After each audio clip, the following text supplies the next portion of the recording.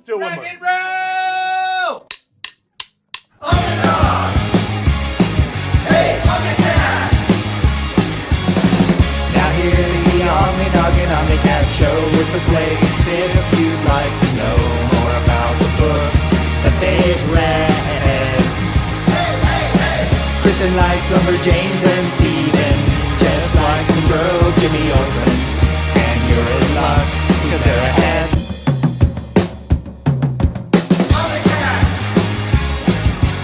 OmniDog! Good afternoon and welcome to OmniDog's Vault, the OmniCat, OmniDog and OmniCat. There she is, OmniCat show. And we have a special guest on today, Battle of the OmniDads. I represent, well, now he's on the internet, but I represent Kristan's internet dad, and Larry is Kristan's real dad. Larry, how you doing? Pretty good. How's it going out there? Good. I looked at a lot of your videos, and Larry, it would be safe to say you're primarily a collector of Marvel, and I mean, we can get into that a little bit later. But Larry has a channel, Larry's Library, which is I created a link for it. It's in the description. I first met Larry through the internet when he would guest appear in the chat on Kristan's and my show. But then I got to really know what he was about when Omnibros had trivia night, and Omar was on, and Larry was throwing us these Marvel questions that nobody could answer. And I was like, this guy knows his Marvel. I mean, he was talking about who is the editor back when Moon Knight was created and in Werewolf by Night 32 or whatever it is. Which one is it? Is it Werewolf by Night 32? That sounds right. Yep. Okay. 32.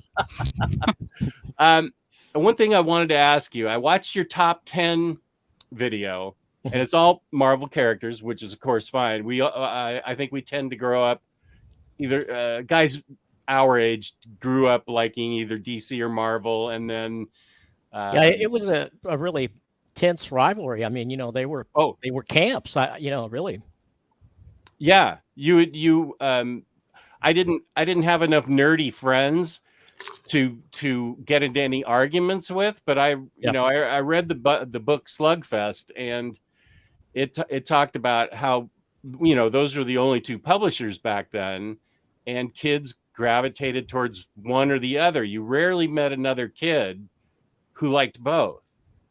I think that was probably fair early on, and that changed pretty quick though. I think as comic shops started cropping up, and you had more fandom concentrated, I think those lines started going away.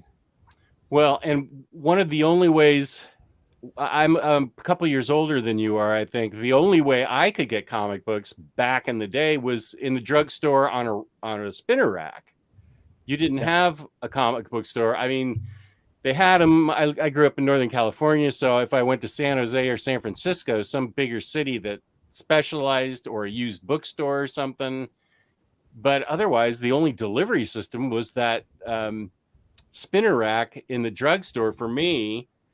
And then there was mail order catalogs. At least when I grew up, there was Mile High was a big thing. Oh, okay. They became Lone Star later, and I guess they're back the other way around now, aren't they? Mile High owns Lone Star, and oh, I didn't know that. Yeah. That's so weird, because I've gotten nothing but good service from Lone Star, and my service from Mile High is awful. Yeah. One of them bought the other out. I may have that backwards, but speaking of good service, let's talk about organicpricebooks.com. That's right. You knew it had to happen. My code is OmniDog for $2 off, and 5% off shipping 3 or more books is OmniDog Ship It Together. That is all highlighted in the description below. There's a highlighted link to Organic Price Books, so feel free to go there. They ship great. No problems at all. The packaging is great. The shipping goes out right away. Unlike Mile High, I hate having to deal with them. Holy guacamole, they are annoying. But Lone Star, I get stuff sent out that day. Well, maybe they split back up, but at one time one had bought the other. I don't know. Okay. But yeah, Mile High, we always joked that Mile High was Mile High. Because, I mean, it's always above guide. Whatever you look at their stuff. Oh, yeah. It's kind of like Radio Shack. Radio Shack was always too high until they had a sale. Well, Mile High is always above guide until they have a sale, and then you can actually get stuff at guide. Okay. So that's where you would get your stuff. Well, we didn't have a lot of choice there for a while. I mean, there was one comic shop in town, and that grew to maybe 2 or 3. Now I think it's, Evansville's still at 2 or 3, isn't it, Kristan? I mean, that's about it. There may be 4 now. Is it really? Mm-hmm. So, Kristan, growing up in a house where your dad read comics, this was a successful experiment because he got you to love comic books like he does. And that's why I adopted you on the internet, because my own daughter could care less about comics. So that's why I live vicariously through Larry. What do you remember early memories of, like, maybe your dad reading to you from comic books or handing you a book? How did it happen through, like, osmosis? You just went to his library? I'm sure that happened like when I was really young. Like, I can remember getting some of the Disney comics, like Toy Story and random things like that. But what really set it off was, Jess, you and I have talked about this, when my appendix ruptured. Yeah. I was 11. And at that point in time, my dad had sold all of his comics. Like, he didn't have a collection. Oh, okay. And then I was in the hospital for a month and he was bored. So I believe I have this right. You can bored without you being around? Or he was having to be there every day, and I was sleeping most of the time. And you were there for like a month, right? Yeah. It's had a serious thing. Yeah, like 2 surgeries or something like that. She could have died. Yeah. So I believe you went to a comic shop and you picked up, I think, Days of Future Past, like a trade, right? Yeah, and it was one of those really awful trades, the early ones where you have to force it open and like lay on it to hold the pages open. Oh, big mousetrap, huh? Yeah, and I mean, I think that's the way. Certainly, Marvel ones were that way for years before they ever had anything close to what we have now. Where they're just supple and will hold open. Mm-hmm. So I think that's probably why some people around my generation just always hated trades, just because they never worked right. They were a struggle. Yeah. So he brought comic books in with him to your hospital room to read while you were on the verge of death. Yes. Yeah. Yeah. Okay. Yeah, and that sparked it all again. And I know he started, being a Wednesday warrior, and he would take me with him. And then I started getting into, like, Buffy a little bit after that. So I wanted to collect all the Buffy comics, and I slowly got, like, other things. I know he had me read, like, Ultimate Spider-Man when that was coming out. I was reading that and some of the other Ultimate books around that time. And we all, her mom and me, and we all 3 read Ultimate Spider-Man as it came out. Really, I think I missed the first few. I get into detail on that on my review of that, which that hasn't started yet, has it, Kristan? Is that this Monday? I don't think you dropped that yet. That's probably Monday. I'm like 2 weeks ahead, and I have them scheduled. So. You're 2 weeks ahead. Wow. Yep. Yeah. We'll get into how organized you are compared to how organized I am not. Me either. Clearly. So it sounds like it's always sounded to me, Kristan, like Buffy was sort of your gateway into comics because you liked the show and then you found the comics and that's what helped get you into it. Yeah, I'd say for sure. I mean, because we started going together at that point, and I was wanting to collect all the back issues that I missed, and then he was like, you should read the Spider-Man. So, like, that kind of opened my horizons to other things at that point. Right. And then I know I started picking up stuff he didn't want to read because during that time you hated black and white books, and I was reading like Emo Boy was coming out. I was getting that, which was I still don't prefer black and white. I still think it's inferior. I mean, it just is for a comic. I won't say it for movies, but we just lost like 50 viewers. It's like... What's right? Is that The Walking Dead behind you? Yeah. Isn't that all in black the and black white? and white book? It is, and I am super stoked that they're going to do color versions. At least that's what Kristan told me. I haven't seen any. The single issues are coming out. They don't currently have plans to collect those, but it'll probably happen. They will. I would guess they will. I'll upgrade every one of them if they do. Okay. This is my favorite question so far. Of course, from Max. I saw that a while ago. This is like the YouTube version of Kramer versus Kramer. Excited to see who wins this custody battle. Saludos from sunny and extremely hot Puerto Rico. Hope all are well today. Oh, I don't think I knew Rodimus Prime Rib was from Puerto Rico, although he may have told me last week. Also from Puerto Rico, Freddie Alonso. Larry needs a Larry disguise. What? I don't get it. Because you guys hold the things up. Whoa. Freddie's always one step ahead of me. Just woke up from my nap. Talk about incredible timing for this going live. That's right, buddy. Hey, Cycle Cleveland in the chat. It's always exciting when he's in the chat. Crossover I never thought I needed from Rob M.A., who is from overseas. Call me Top Gun 45. This is going to be awesome. It already is awesome.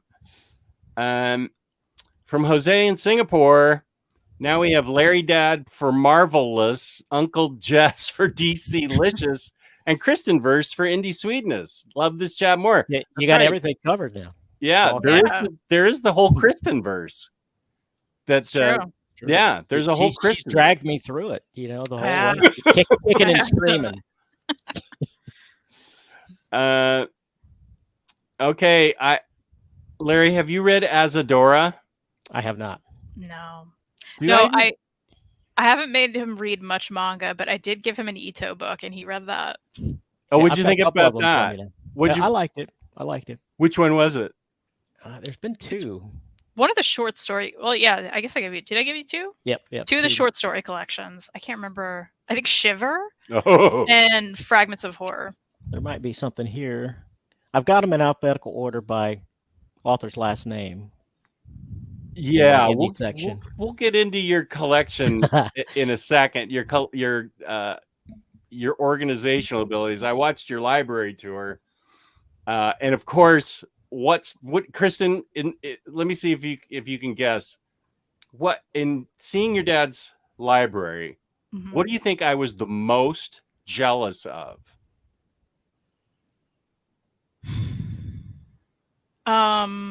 It's something I don't have. I don't know. Empty shelves. Oh.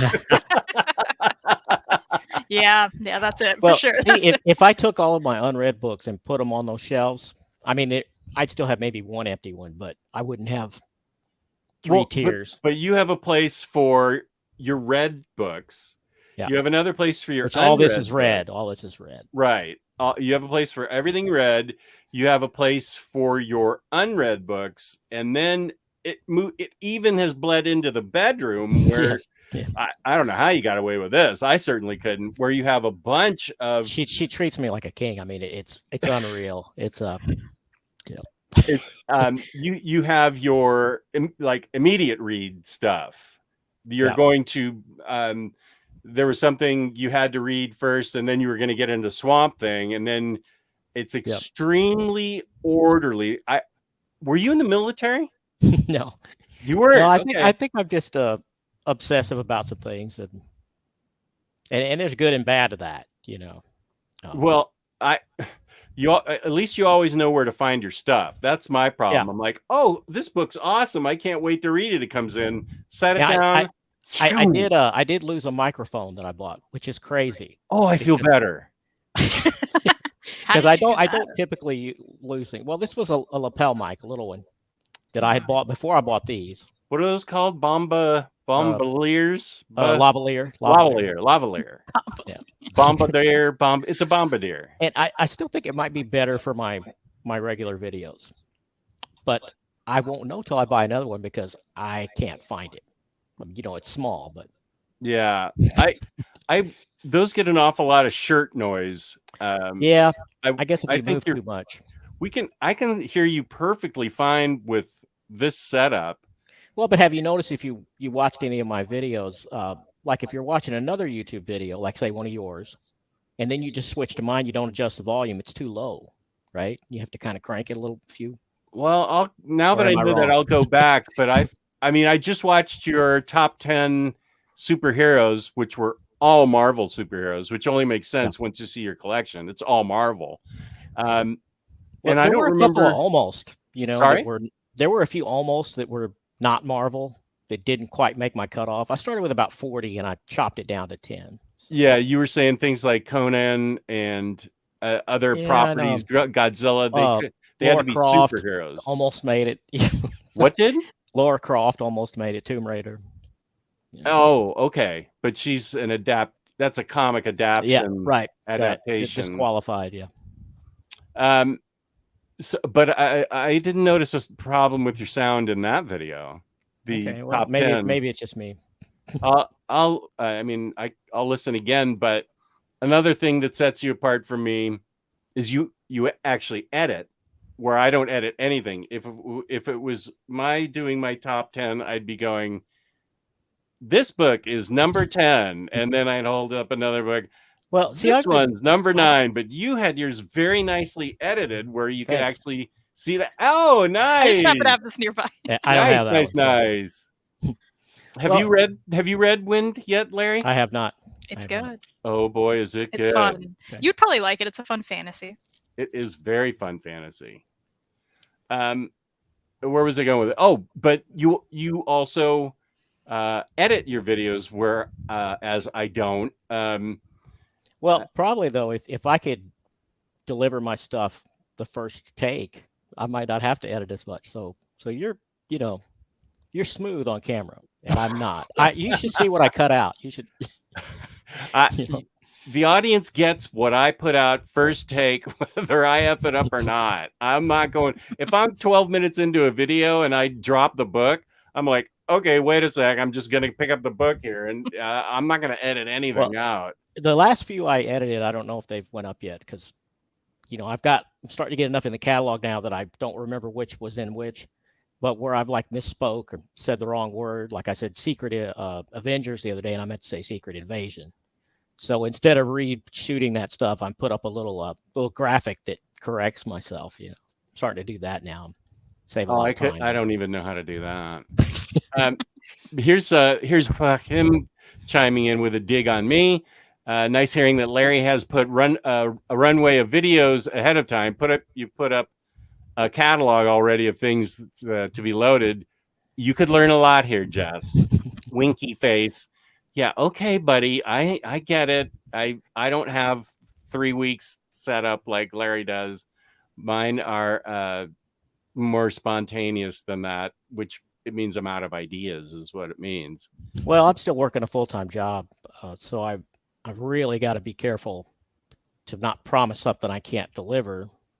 I mean, not like I'm going to be in trouble, but I don't like to say this is coming up if it isn't, so. And so far, I haven't missed any of those marks. But I've learned never to promise anything, not even to Kristan. I can't promise her when a show's going to happen, because I'm retired and I can't get videos up, so I don't promise anything to anybody.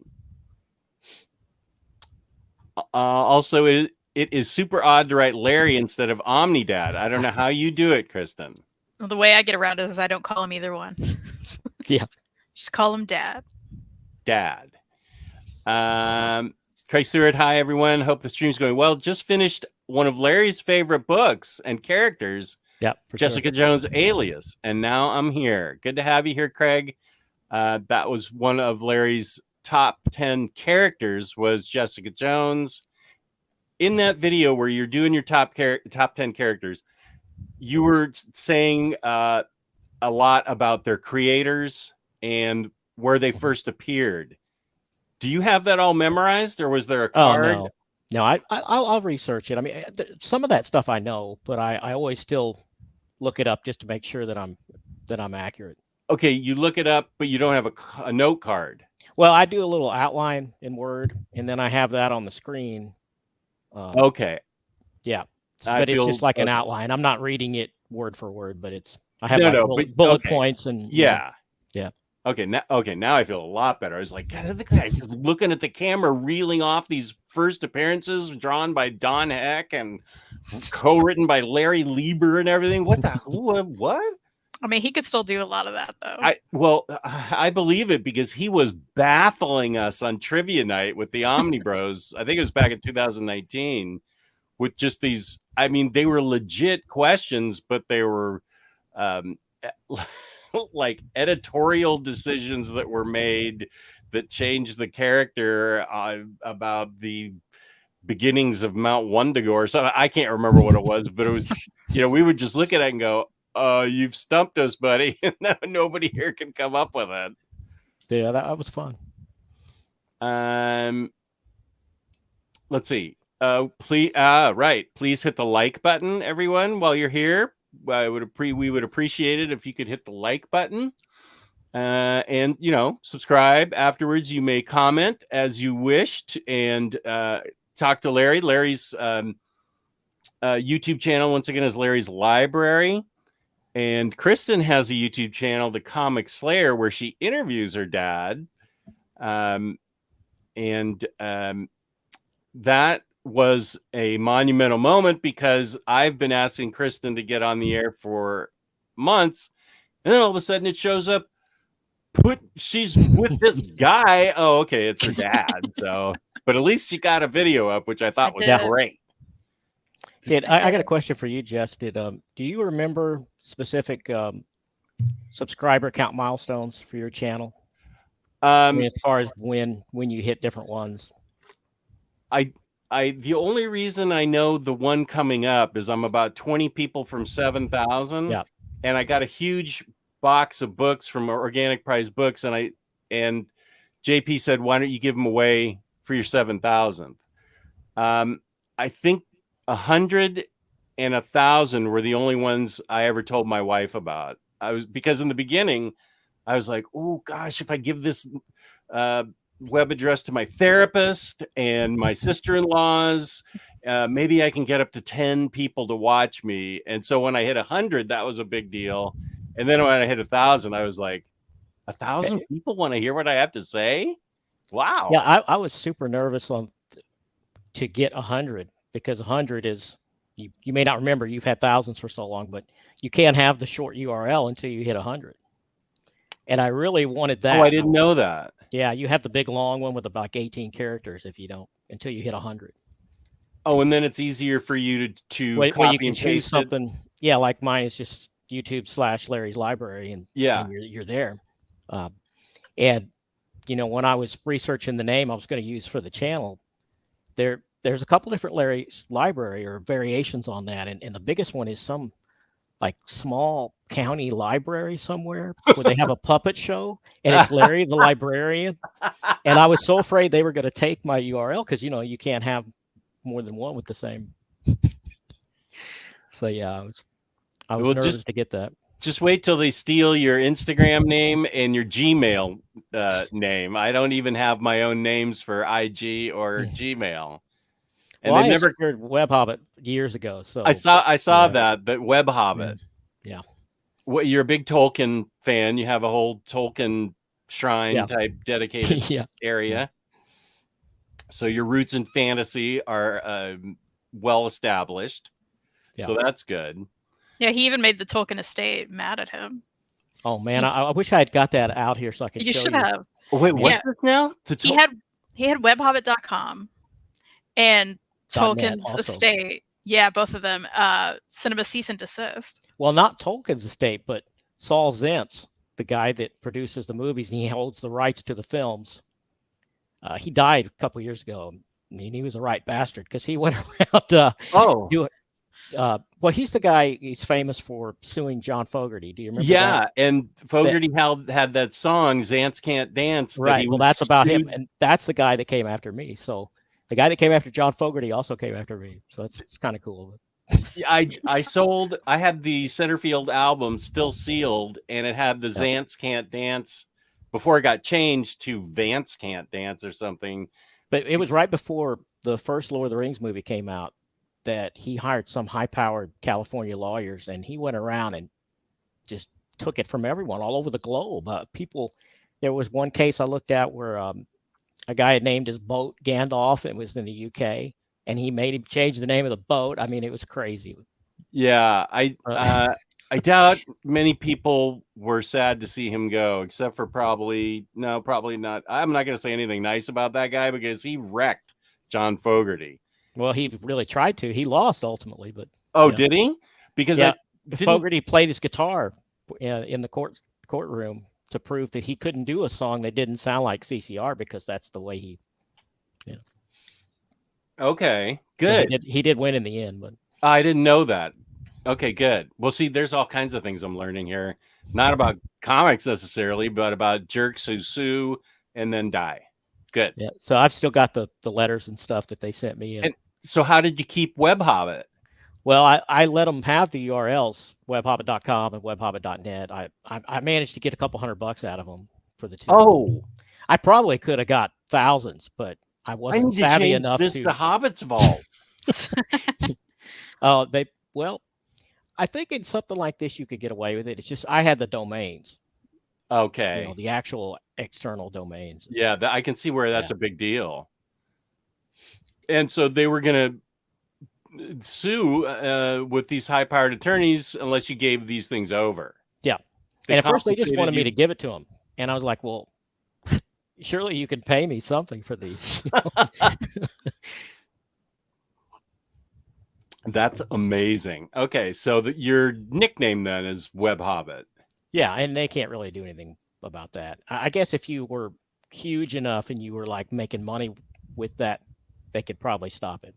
Which is part of the reason I didn't incorporate that at all into the channel. It's just, I put up the little thing that says AK Web Hobbit because there's people from forums from 20 years past that know me as Web Hobbit. So I figured I may drop that little credit eventually. Oh, I don't think you should. It earned you a couple $100. Yeah, that's true. I mean, as far as putting it up on my videos where it says AKA Web Hobbit. Aiku has a reminder for us, Kristan, about the Days of Sand Dust Bowl story hardcover coming out the 19th. Are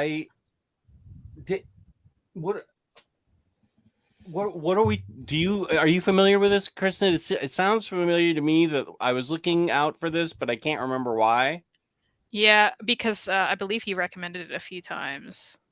I'm trying to find it. It's hard to just Amazon that, apparently. Comes out the 19th, says Amazon, but Aiku's also from, I think. Yeah, I found it. Oh, you did? Okay. Mm-hmm. Who's it by? What's it about? I don't remember. Can't say the name. It's about the Dust Bowl.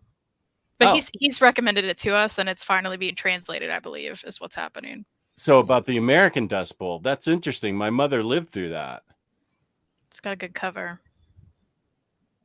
Okay, yeah. Well, I'd like to read about that. My mom, growing up, always turned her glasses, even though we were living in Northern California.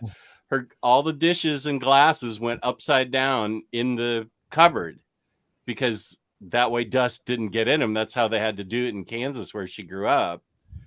Because of the Dust Bowl, things would get so dusty, they were putting things down. And I didn't know that's where that habit came from until years later after she had passed away. Super Laugh Hard, hello and happy Sunday. Thank you. I was kind of wondering what need to check out Larry's channel. For the last 2 days, I've been looking for a Love and Rockets book. I started reading 5 days ago and now isn't anywhere. Okay, good. I feel better about that too. Oracle just got home from church and I'm getting to see Battle of the Dads. Read, unread is the only organizing I do. Oh, and of course, Freddie is in the TV. I just lost that. Oh, he's talking about lavaliers here. It depends on how you put them. Trick is lava liners need air, space, not touching, and not pulling cable. Well, that to me sounds like you're better off with just your headset. Well, the one I'm looking at has like a really long, thin cable, so I think I could probably route it here where it'll be isolated. But I mean, it's not like I walk around with my videos or anything, so I don't know. My question for Jess, and I'm the cat's dad. Which do you think is the best Captain America run? Oracle's answer is Ed Brubaker's. What's your answer there, Lair? I'd probably have to. I'd have to agree with that. I mean, as far as overall, probably Ed Brubaker. I think. I mean, you can look at a lot of other runs, but they're more uneven than his. You know, and his just seems to get it. He gets it right at the beginning, and you know, pulls you along the whole way. You know, I'm not going to argue with that at all. I agree with it. I'm also looking forward to reading Wade's run, which I haven't read yet. I'm a huge Mark Waid fan, so. I mean, I like the late '70s Kirby run a lot, but it. Matt. I get that it's not everybody's thing, you know. Yeah. And Ed Brubaker's is, of course, a lot more modern and a lot better characterizations in there, you know. I think that's. I don't think it's just the best Captain America. I don't think it's the best Captain America book. I think it's one of the best comic books that I've ever read, just in general, because of the characterization and how deeply it goes into all those characters. Kristan and I talk about this all the time, how important the characterization is in a comic, because we want to get emotionally invested in them. And I think recently Kristan was reading a book where she's like, what are we doing here? I can't even, there's no characterization whatsoever. You can't, that's really important to get emotionally invested in a character, or I don't see how you can care about the comic book. That's kind of my problem with not Kirkman. Hickman. You meant Kirkman. No, I meant Hickman. No, you meant Kirkman. You guys are gonna fight now. You guys are totally gonna fight now. Hickman, how dare you? Get off my channel. I like him, but I think that he really emphasizes plot more than character, which that may be some people's thing, you know. But. Yeah, I get what you're saying. Let's see. How far behind am I now? I'm only 15 minutes behind. Larry has great scans of the books he's reviewing. That you put up when you edited them in. I started scanning, years and years ago. I've always scanned all my covers, and I just got progressively higher and higher resolution as I got better equipment and better screens, and so that was already there before I decided to do the channel. So I had to find a way to incorporate it. So. Well, that's a great reason. Before you had the channel, what was your reason for scanning? Well, mainly because I didn't like the covers that I could get online in the databases. They weren't, quality enough for me, so I would scan them myself. And sometimes they weren't even in there. If it was an obscure enough book, you wouldn't have a cover. So the scans were pretty cool on the Warlock one. Thanks. But Jess is king of last-minute one-take wonders, and that's why we love him. Yeah, it's very entertaining. I mean, for sure. I have to admit, I have very loyal, loving fans who appreciate the fact that I put no effort into this channel whatsoever. And so I'm always very appreciated. I mean, I have always appreciate my fans a lot. Nothing better to start the day than OmniDog, maybe with Breakfast 7.7, but you're starting the day with OmniCat and Larry's Library, which makes it even better. I like Larry. I'm going to sub to his channel to see more of him and his beard. That beard is epic. Well, that's all my wife's fault. She, I tried to trim it once, and I goofed it up, had to shave it all off. When was that, Kristan? Like 20 years ago? Oh, yeah, forever ago. And she banned me from that. So now she has to trim it, Oh, she's taken over the trimming of your beard. Yeah, I'm not supposed to mess with it at all. So I don't. I love it. Because she hated it when I shaved it off. She was like, she got used to me in it, and I mean, she was just like, "Oh my God, I don't even know who you are. You're just not even." It's a big change when you've got lots of facial hair and then all of a sudden it's gone. Especially when you're heavy. If you're fat and you shave your beard off, you look like you're even fatter. You look, man. Oh, it hides a lot of weight. You know? Oh, well, I need to grow a full beard then. When I shaved my mustache when my daughter was about 4, I've always had a mustache, and I just shaved it to see what my face would look like, and my daughter cried when she walked in the room. Where's my daddy? Where's my daddy? Man. And I said, okay, I'll grow it right back. I'm sorry. It's me. Fans of t-shirts will also enjoy Larry's library. I'm doing a whole thing there. I'm glad someone noticed, but I'm actually organizing those so I don't repeat one until I absolutely have to. So I've got it all arranged in the closet a certain way, and I'm going to keep track of it now. And nerd, such a nerd. Well, see, I purposely didn't wear a comic book tee today because then I'd have, it would mess up my system. So. Just a sec, my wife. I need to tell her I'm on the air, as she knew when she left the house. On the air. Let me see if she's okay. All right. That I don't even know where to start with that one. You've got a closet of your t-shirts. I have a huge amount of t-shirts that I just try to remember. I mean, I've got this one on because I wore this one because I figured you'd recognize some of the I love that price points on it. But you know what? One great thing about the way we're framing, and yours too, is you can have a t-shirt that's messed up on the bottom that you can't wear in public, but you could wear it on your show, right? Because no one knows. Right. Yeah. This is actually a half tee. It's a belly shirt. No one would know. It's a crop top. Yeah. Crop top for men. All right. Let me just see what you okay. Okay. Let's see. Let me see some more. Have subscribed to all 3 channels, viewers, with the reviews and factual knowledge. Definitely a substantive competitiveness over.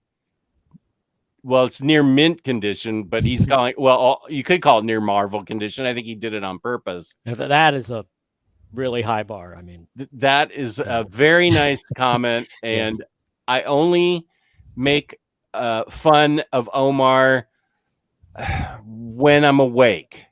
That's the only condition. I'd like to argue with him about Bendis sometime. I think that would make for a good video. I can make that happen. I can fit Omar right in one of these corners. The 4 of us can talk to him, and we will hammer the shit out of him on Bendis. I love Bendis. He hates Bendis. I assume I don't know why. I mean, I've seen him mention that he hates him, but I've never heard him go into it. So Oh, he has reasons. Yeah. He'll tell you his reasons. He has, and they're not dumb. They're good reasons. I mean, I will say this about Omar is when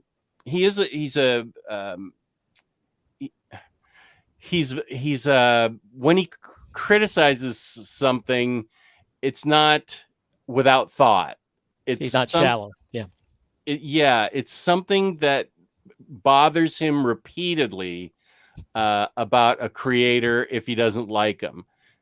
I love Bendis. I'm actually sort of a Bendis junkie where I'll buy. I haven't gotten the hate for. Well, Kristan won't even read a book about Superman, but I liked Bendis's Superman.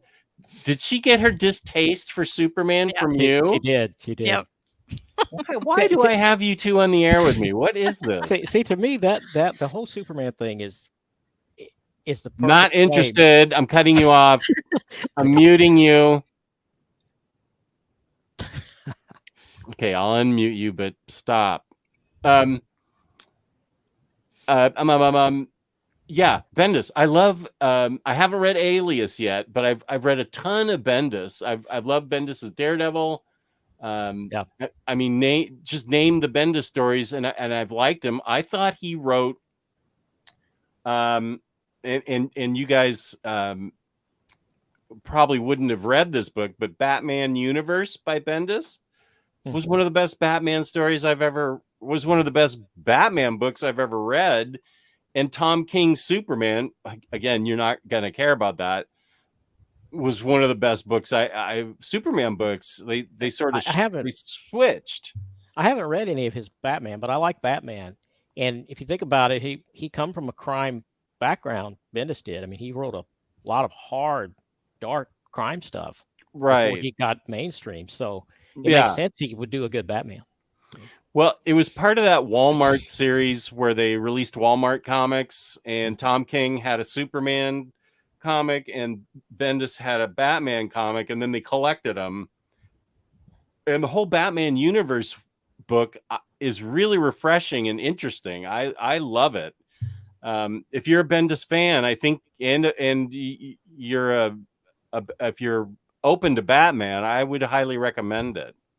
I think Alias is so good, what he did there, that he could do a lot of wrong and still be forgiven, just on Alias. Yeah. I still have to read that. It's one of my top need to read books. Kristan, are you a fan of Bendis at all? Have you read him enough to know whether you? Yeah, I mean, I loved Ultimate Spider-Man. Oh, right. That was one of your first books. Yeah, I read some of Scarlet. I really like that. Mm-hmm. There's probably some other stuff thrown in there, but yeah. Oh, Naomi, right? Oh, I've really liked Naomi. Love Naomi. So what is that? It's DC. I know. I mean, what is that about? What is that character? It's right here. Naomi, the DC Universe's newest hero. I'll just read the back like I always that's good. do. Yeah. When a fight between Superman and Mongol crashes into a small northwestern town, a local teenager named Naomi starts looking into what happened the last time a super being visited her hometown and how that visit might tie into her own origins as an adopted child. But Naomi's seemingly harmless curiosity exposes more than just her family's startling secrets. It attracts the attention of forces that could threaten the Earth itself. And she develops powers and stuff. The art's really good. Naomi's a really good character. That is the only mention of Superman, by the way. He just showed the one Superman page. Yeah, he's not really in it. And I do remember Superman. You guys talking about that. Look at Superman, the greatest character ever created. Now the art's a little dark for me to be able to show it off really well, but it's good. Yeah. I haven't watched the show, but I know that I believe that Bendis is back to writing Naomi. I think there's going to be this is called season 1. So I think season 2 he's already writing under his Wonder Comics. I believe, I don't know. Is he still working for DC? I feel like he's signed with IDW or Dark Horse or something to write books. I'm not sure. He might not be exclusive anymore, but he may just be, floating around. Yeah. Now, have you read Pearl? I have not. This is also Brian Michael Bendis. It's his Jinx World series. I think Kristan would get a kick out of this book too. Have you read this, Kristan? I haven't. I've been meaning to read it though. It's on my list. Yeah, I found this to be. I know I did a video on it as far as a review goes, but she is an albino Asian woman who has okay, wait. Pearl Tanaka is an outsider among outsiders. Japanese American with albinism. She was born into a world ruled by the American Yakuza. Now she uses her unequaled skills as a tattoo artist to make a living in San Francisco, and all that she owes to the Yakuza is the occasional kickback from her shop. That all changes the day she meets Rick Araki and saves his life. She turns out to be a natural-born assassin, and not superhuman, but amazing assassin. And it's a story about her tattoos help tell her life, and she's a totally kick-ass, strong female protagonist, which I love. Worst Pearl is revealed to Yakuza bosses one of her deepest secrets. She has a talent for killing. Now to pay off her debt, she must become an assassin for her Yakuza clan. But Pearl Tanaka's secrets run more than skin deep. And the art is by Michael Gaydos. Oh, well, I got to have that then. Okay. And it's really awesome. I love this book. Is there a nice deluxe hardcover yet? Or is it too early? He was going to ask. Nope. Too early? Yep. I can wait. I have enough backlog. I can wait. I can totally wait. There's some books that it won't happen, and you just need to read a trade. That's an argument we always have. I'm like, that book, I don't think Pearl's getting a hardcover. You just got to get it in trade if you want to read it. Yeah, I don't know if it's. I'm usually stuck upgrading. I never can have. The only thing I think I've successfully waited on is Ascender by Jeff Lemire. I know it's getting a library edition like Descender did, or a big thing like Descender. I haven't read it. I haven't paid attention.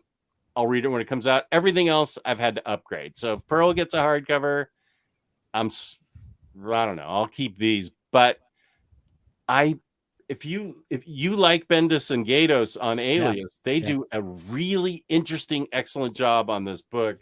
Well, and see, Naomi is a ton of fun. I've told Kristan this already before. I've started doing the math, and the math, it's bad. If you start looking at the math of your life and how many hours you have and how long it takes you to read a book and then how big your backlog is. Oh, you're gonna come to a, I mean, it's morbid and it's depressing, but I talk about it all the time. Yeah, so that makes my decisions easier. It's like, well, not a hardcover, pass.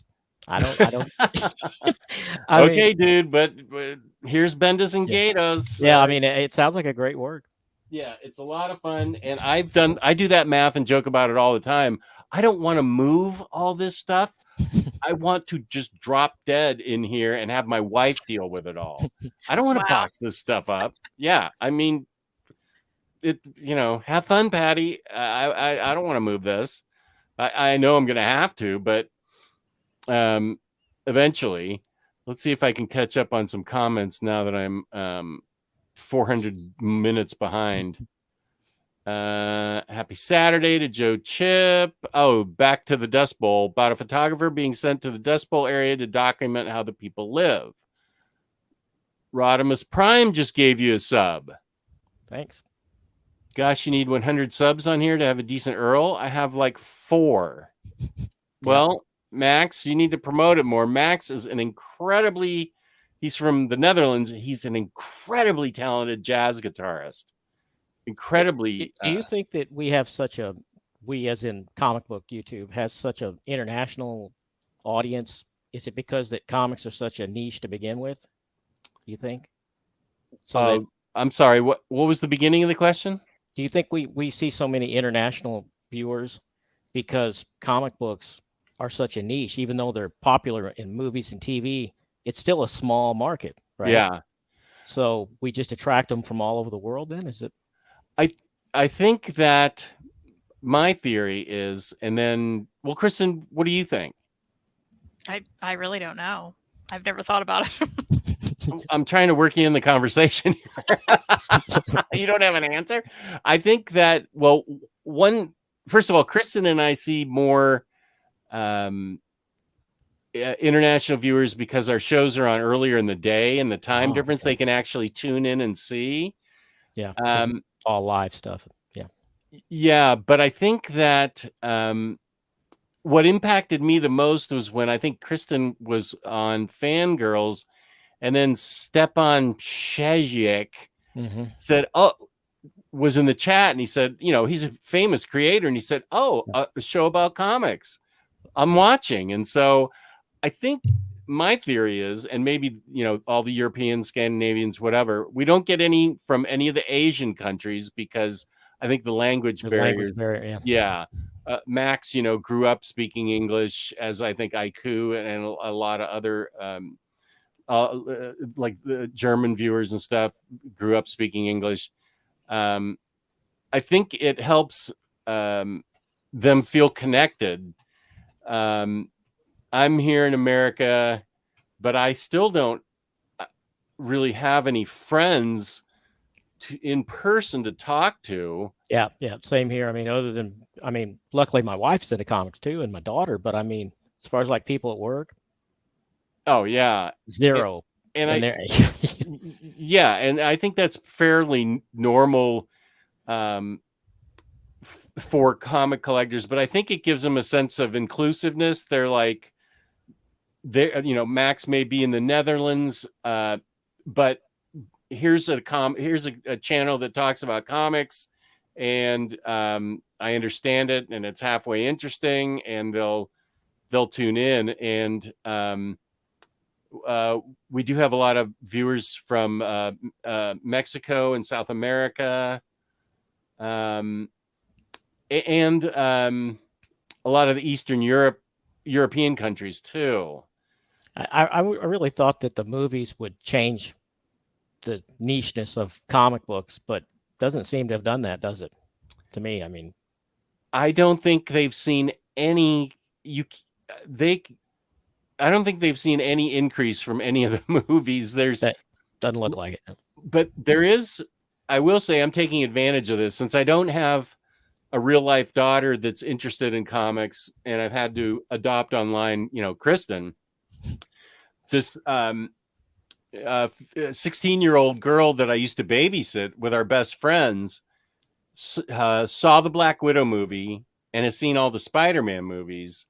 And she was over the other day and she said, and looked at my collection and said, I'd really like to get into Black Widow, Scarlet Witch, because she must have seen WandaVision, and Spider-Man. So I got her Ultimate Spider-Man. I haven't given it to her yet. And then I got her the Wade Black Widow, which so much of the movie was pulled out of. And I'm going to give it to her for her birthday. But that's so far, that's been the only person I've heard of that's been influenced by a movie to want to read the comic. And so I was all excited about it. My wife's like, you just spent $50 on a book for Minnie? And I'm like, yeah, I did. Yeah, and you won't even send me that Harley Quinn omnibus you told me you were going to. I mean, I can't believe that. Kristan has a list of legitimately gripes with me, including Super Chat money. Yeah, I'm going to talk to. Well, Omar's hungover right now because he sent us weird texts last night and doesn't remember them. Tyler and me. Today I'm not only doing taxes. I will ask Omar how I find my Super Chat money dating back to like last summer. Well, and I need to send you that Harley Quinn because I want you to get into Harley Quinn.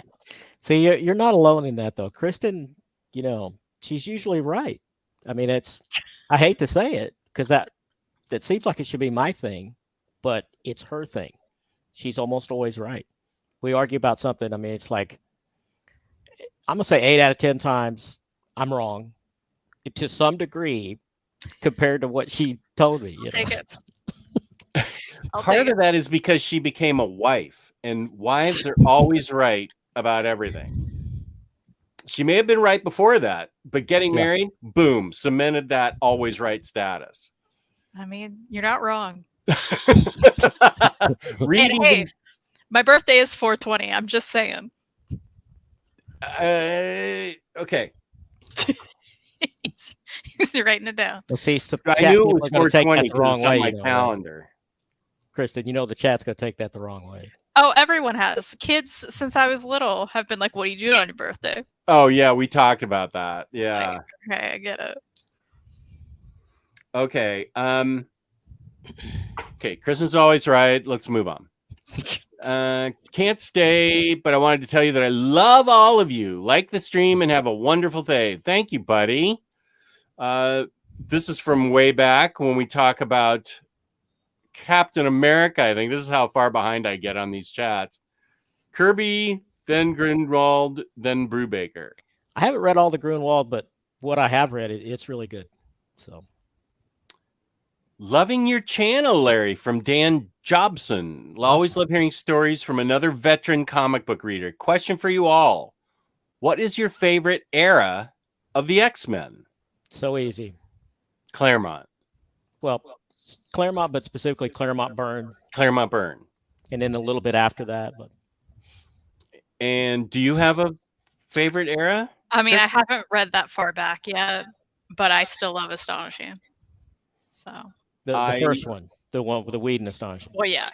Right. No one talks about the other one. Yeah, you know what I'm talking about. My favorite era is the one that I started. That started me off liking X-Men, and part of it's Astonishing, New X-Men, Astonishing, Uncanny X-Force. That era. That's my favorite. Those are my 3 favorite X-Men books. Admittedly, I haven't yet read Claremont or the Claremont Byrne, or Claremont Lee yet. So, but I've read a lot of X-Men up to this point. And see, I feel like you probably know as much about DC as I do Marvel. Would you say that's right? Yeah. Yeah, I would say that's, that I grew up a DC reader. That was my obsession, DC. I think I collected and read a lot of Spider-Man and Captain America in the 70s.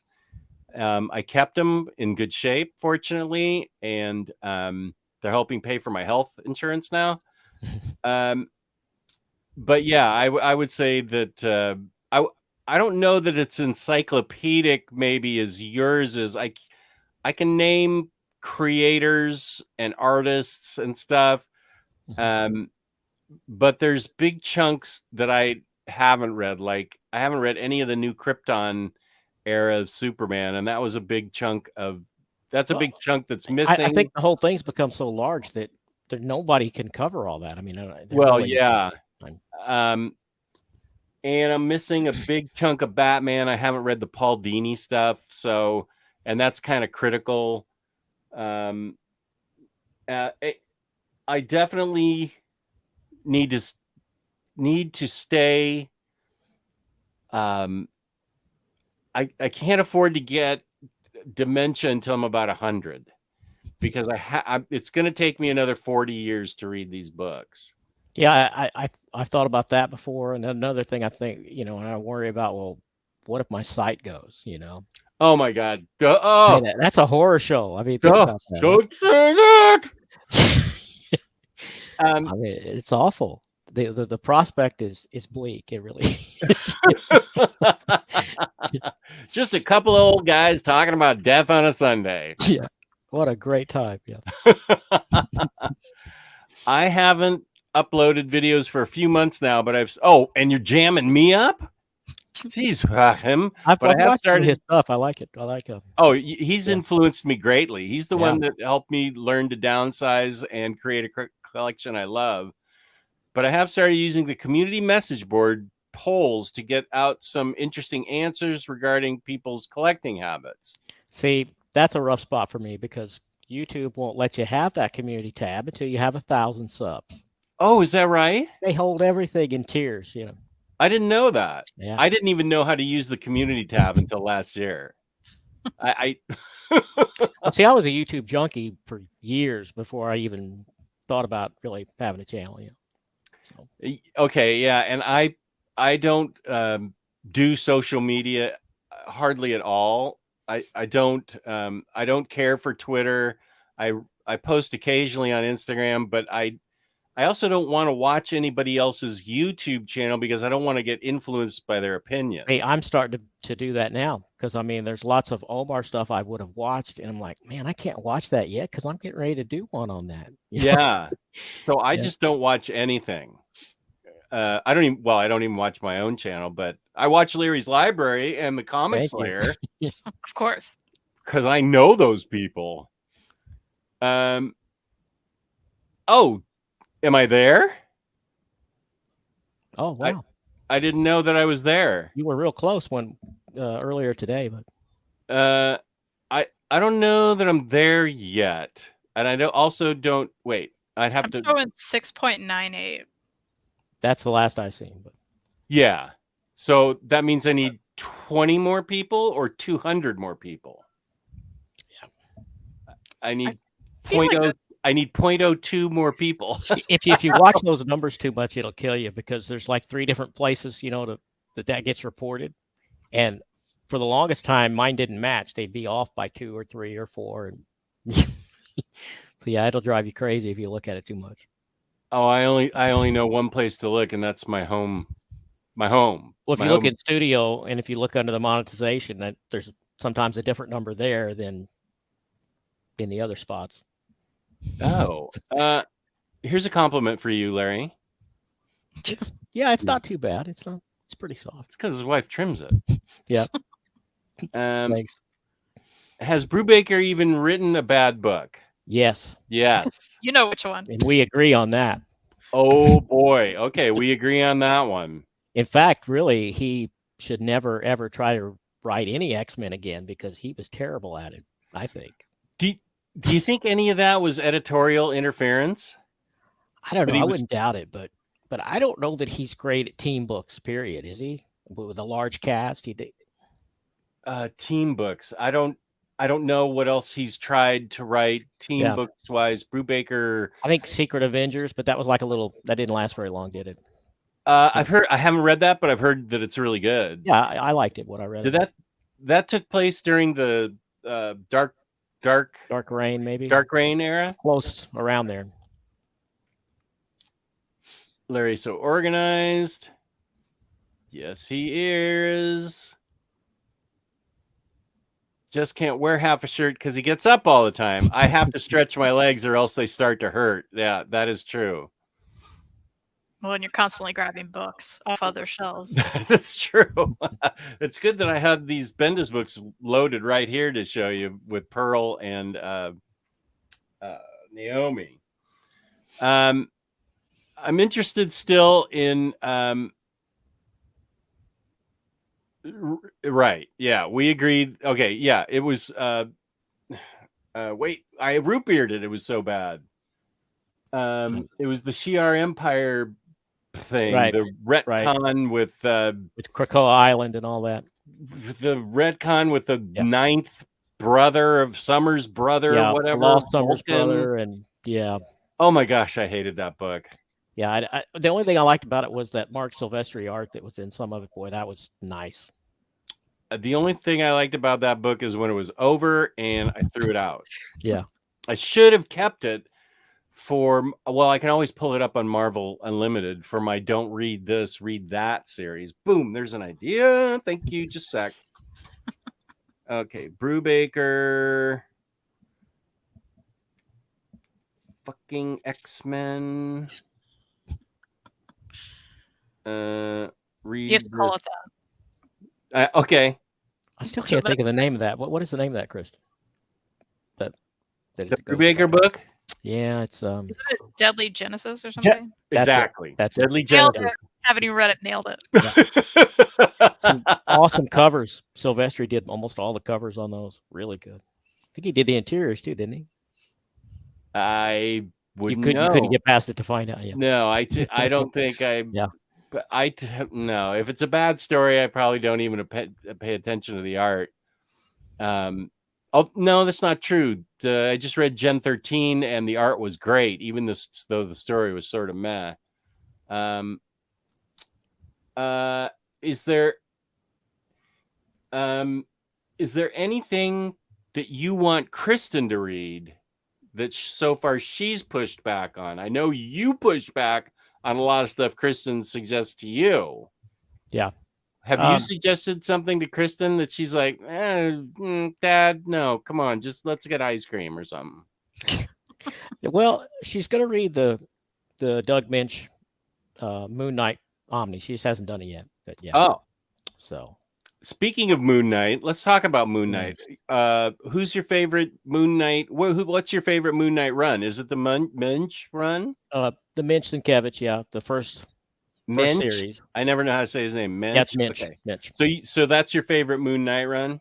Yeah, I like the Finch and Houston run a lot too. That was really good. That's also I haven't read the last two that apparently they're basing the TV show on, because that thing is so far away from the character. I don't even know who the hell that is. I mean, what? I haven't watched it yet, so I won't spoil it. But I'm supposed to watch episode 3, and then we'll do the Omni Bros show on Wednesday. I think it's just got 2 episodes out right now, right? That's all I've seen. I don't know if the third one's out. I think the third one drops Wednesday.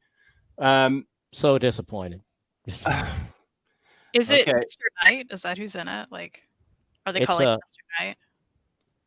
Mr. Knight? Yeah, Mr. Knight's in it. Well, that's probably a lot of the Lemire run because I've read that. Well, and his eyes glow. Yeah. I shouldn't say. I don't want to ruin, but I mean, he's like magical. What? That's okay with me. Okay, how about, have you read Thunderbolts at all? I've read a little bit of during Dark Reign, the tie-ins, but that's it. I haven't read any of the actual book. Okay, so Kristen's got Moon Knight on deck that she's going to appease you with by reading it. Kristan, are there any other things that he's suggested to you recently that you actively will not read? I feel like everything he likes, he tells me I should read, and I think that's a problem. Yeah, because I definitely won't read a lot of the older stuff that I think will be a struggle for me. I think I know your daughter better than you do, Larry. That's fair. That's fair. I know not to recommend Bronze Age stuff to her. Have you been able to get your dad into independent stuff? Yeah, so I think there's like a little, I definitely made him read Essex County like many years ago. Well, I'm actually in front of my indie shelves. These are all creator owned. When he wouldn't do it, I made him read Essex County, Blankets, both black and white independent stuff. He didn't want to read. Yeah, I love Blankets even more than Essex County, probably. Maybe. Okay, maybe. They're close. Let's see what I recently give you. Royal Cities Behind You. I give you that. Yeah, that's a great. I made you read Sweet Tooth. Yeah. Mm-hmm. Black Hammer. He didn't want to read. I did not. Made him read that. Did you like Black Hammer? I did. Some of the art and some of it, I think, goes bad for me. But the main art is just pretty good, I think. The main Dean Ormston, I think. Orm something, yeah. Yeah. I'm sensing a theme here of what Kristan recommends to you. It's all Lemire some of it's not because I don't think I'll like it. It's just, like I said, I've done the math and I can't fit everything in before I die. Well, there's some stuff like I recently gifted you Motor Girl. Yes, and that was because I was like, black and white, awesome. he's not going to buy this, so I gave it as a gift, and then he read it and he loved it, and I'm like, see, I know. Not only do I love it, I think it's one of the most important works, probably of the last 20 years. I would say. Really? Let's hear about that. Why do you think that? Well, it's a giveaway if we talk about it. It's a spoiler if someone hasn't read it, but okay, spoiler alert if you haven't read. Okay. I think your analysis of this is important because of your statement. So I'd like to. I'll put a Motor Girl spoiler in at 108. Okay. Well, just because of the great way it handles, PTSD and all the effects of war, on the individual and how she brings it back home with her, and it causes all of this stuff to happen, or in her head anyway. Yeah, that's powerful stuff, I think. Right, and important. Yeah, yeah. I mean, that's been done in film a lot in TV, but not so much in this media, I don't think. So. Yeah, I also they called us Enemy, which at the time was only around in paperback. So I was like, well, he's never gonna buy this. I'm gonna give this to him for Christmas. So I did, because I was like, he has to read it. It's black and white, it's a paperback, he's never gonna buy it. And now he read it and he upgraded to the hardcover. So whoa. Well, now I saw in your collection some Star Trek figures. Were you predisposed to think it might be interesting because of George Takei writing it? Yeah, for sure. I mean, that's a hook for sure. Yeah. But you were never going to buy it, right? Just like these Bendis books. You're like, their paperback's not happening. Yeah, I mean, so I take those things. You've seen my backlog, right? I mean, I'll see your backlog and raise you 5,000. I still keep getting books in, I've done the math. Maybe that's my way of trying to keep the Grim Reaper away. Is if I keep ordering books, I have to read them, so I have to stay alive. Maybe the universe will help. Yeah. Yeah. Yeah. It's a good plan. It's the one I've come up with. Okay, going back to the Batman Universe book. Omar actually loves that Batman book. You know it must be good of Omar praising Bendis. I think they would like, this is from Freddie. I think they would like Superman Up in the Sky. It's a very emotional story and not like his normal 12-issue Tom Kingness books. I agree, and I think that Kristan and I have a thing that we did at the beginning of the year. I had to come up with a Superman book that you would actually read. And didn't I choose it for you, or have I not chosen it for you yet? Back and forth between several, so I'm not sure you decided yet. Yeah, that's a contender. Secret Identity, and Mark Waid's Birthright. Yeah, I may have to read that Superman versus the Klan one day. Smash yeah, I was just gonna say. Okay, that's a great one because like he's not really the main character. Well, I mean, some of my favorite villains ever, you know, to see beat up as like Nazis and Klan members. It's always fun to see that done. Yeah, and well, I think that was my book of the year when it came out, or top 3. No, they're not going to read that. No, they're not going to read that. Yes, I have. Superman Red and Blue is awesome, Captain Marcus Kasu. I would read it right away. It's got a story in there by Daniel Warren Johnson that made me weep, like ugly sob. There are several really emotional, powerful stories. It's an anthology, which I usually stay away from, but this book got me right in the feels. That is a really, really great book. Back to Bendis. He still does DC stuff, but his creator stuff has gone Dark Horse. Okay. I did make my dad read Murder Falcon. So, Freddie, I disagree with you 100%. I don't know why I highlighted you on that one for Superman Red and Blue. Be quiet, please. We're not. This is my show, not yours. Come on, man. Here's a question for Larry. What do you think of Claremont's run on X-Men, including spin-offs like New Mutants? Awesome. And Excalibur, also awesome. Okay, of course I love Claremont's X-Men. I think it's the best. Really. Have you read New Mutants by Claremont? I've read the first several issues, and then it's one of those things that got away from me, you know, like just because I couldn't read everything. But I liked what I read. Oh, I haven't read much of his Excalibur. I did read when he come back and they did a volume 3 that ran like 11 issues. I know it wasn't really the same team, but I did read that one. Was that the one when they were trying to rebuild Genosha? Yep, that one. I have read that one, but I haven't read the classic Excalibur he's talking about. I highly recommend New Mutants. I can't wait for New Mutants Volume 2 to come out. Yeah, I'm thinking about getting that Omni while I still can. I might get it. Yeah, I think it's still floating around. It's not sold out. You may want to check organicpricebooks.com, where my code is OmniDog. It gets you $2 off your order and 5% more off if you will ship 3 or more books together with OmniDog. Ship it together. Click the link below. It'll take you right to Organic Price Books, and you can order New Mutants 2 there. I don't know about 1. He's got a deep catalog. So I would urge you to read New Mutants. I think the world of that book. I have the first issue, and Kristan had Bob McLeod. Is that how you say it? I got his autograph on the cover of the first issue. Penciler from the book. Yeah, that brings me to another thing about your library tour. You've got a lot of signed things in your collection. A lot of signed things. Yep. Who signed the shotgun shell?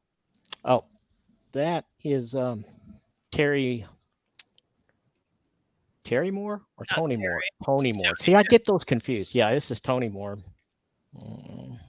How did you get him to sign a shotgun shell? You just had it in your pocket, or he was selling those at convention, and I was like, I got that from my dad. I was like, "You want this?" He was like, "Yeah." Actually, I think it was maybe thrown in with an autograph. Like it wasn't even like. I don't think it was, yeah, you said he had like a box of them already autographed. Yeah, so I think he just threw those in with an autograph.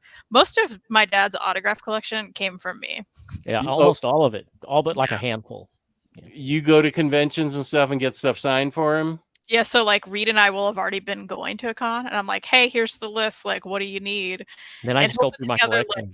Yeah, he'll put together like a portfolio and like put sticky notes on things. Okay, like this is the penciler of this, because I don't know who these people are.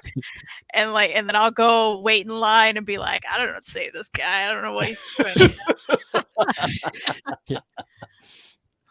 Yeah, I was impressed. You've got all kinds of things signed, just books and posters, shotgun shells, tons of stuff. Yeah. She travels around. I just stay at home for the most part, and I'm happy. I mean, with all this, how could you not be happy? Right? You don't have to convince me. I never want to leave the house. I'm happy staying in the house.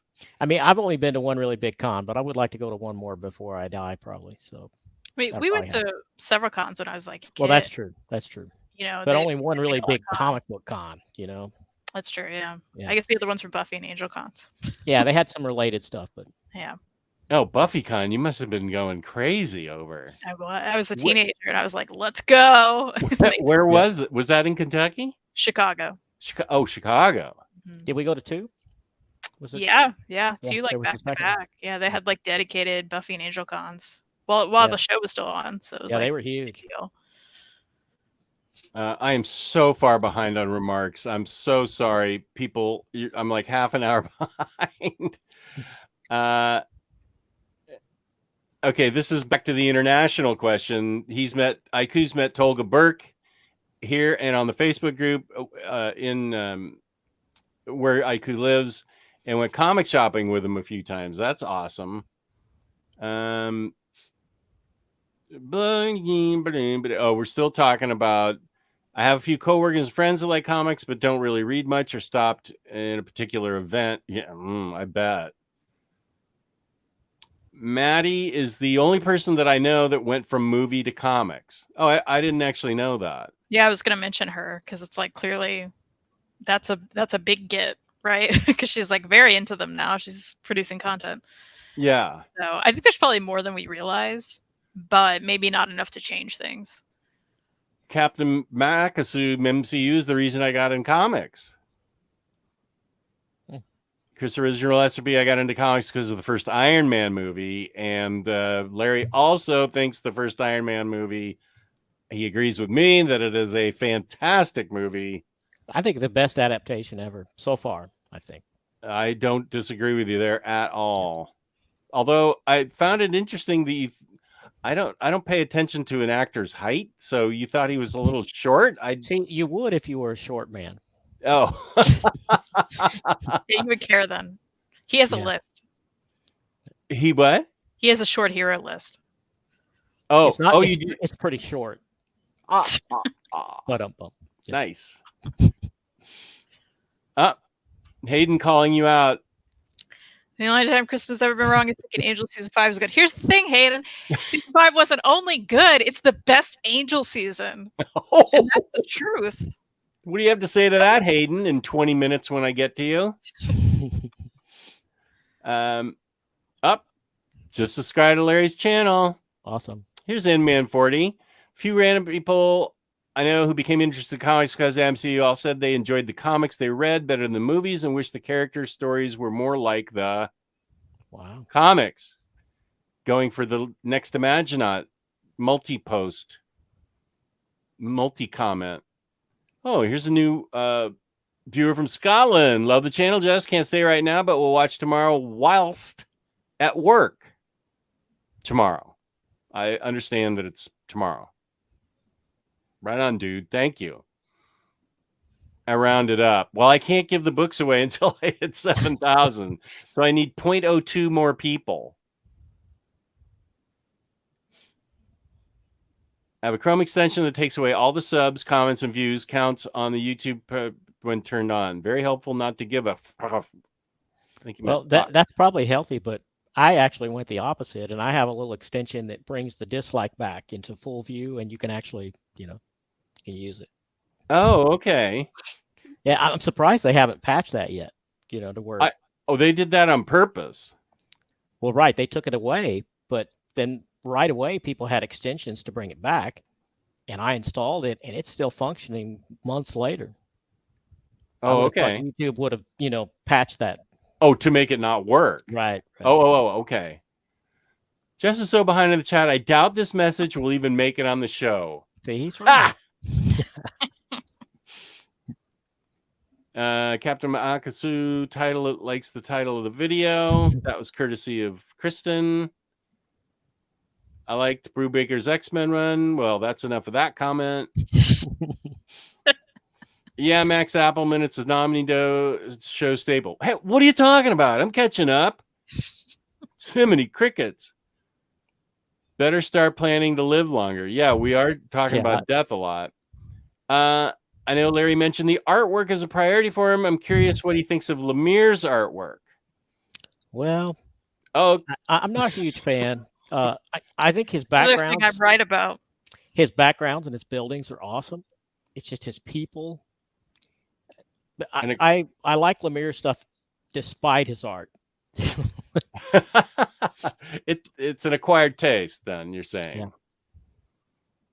But I've read some that he drew all of it, and I still enjoy it though. Like Sweet Tooth and Frog Catchers, it's really good. Royal City. Yeah. He still pulls it off despite his issue with drawing people. Berserker has great art. Yeah, I love that. Yeah, and a great story too, I thought. Superman Secret Identity still gets my vote. Up in the Sky second. Birthright is just a little out. Why do I keep coming to you, Freddie, with all these weird opinions? Thanks for the input on Red and Blue, Jess. You sold me. I'll read it tomorrow. Don't pay attention to Freddie, which I'm going to find out in about 5 minutes. Yeah, pay attention to me. This isn't Freddie's channel. Freddie, what are you doing? Joe Cool. Hello. Helly, everybody. OmniCat with both her dads. That's right. See, you could have even used another title. You could have said OmniCat has two dads. That, and you could have done up I could have photoshopped you that old book, and changed it around. The book. I took the title suggestion from Kristan, and since she's always right, no, it's great. It's that. But what was the name of that book, Kristan? Was it? No idea what you're talking about.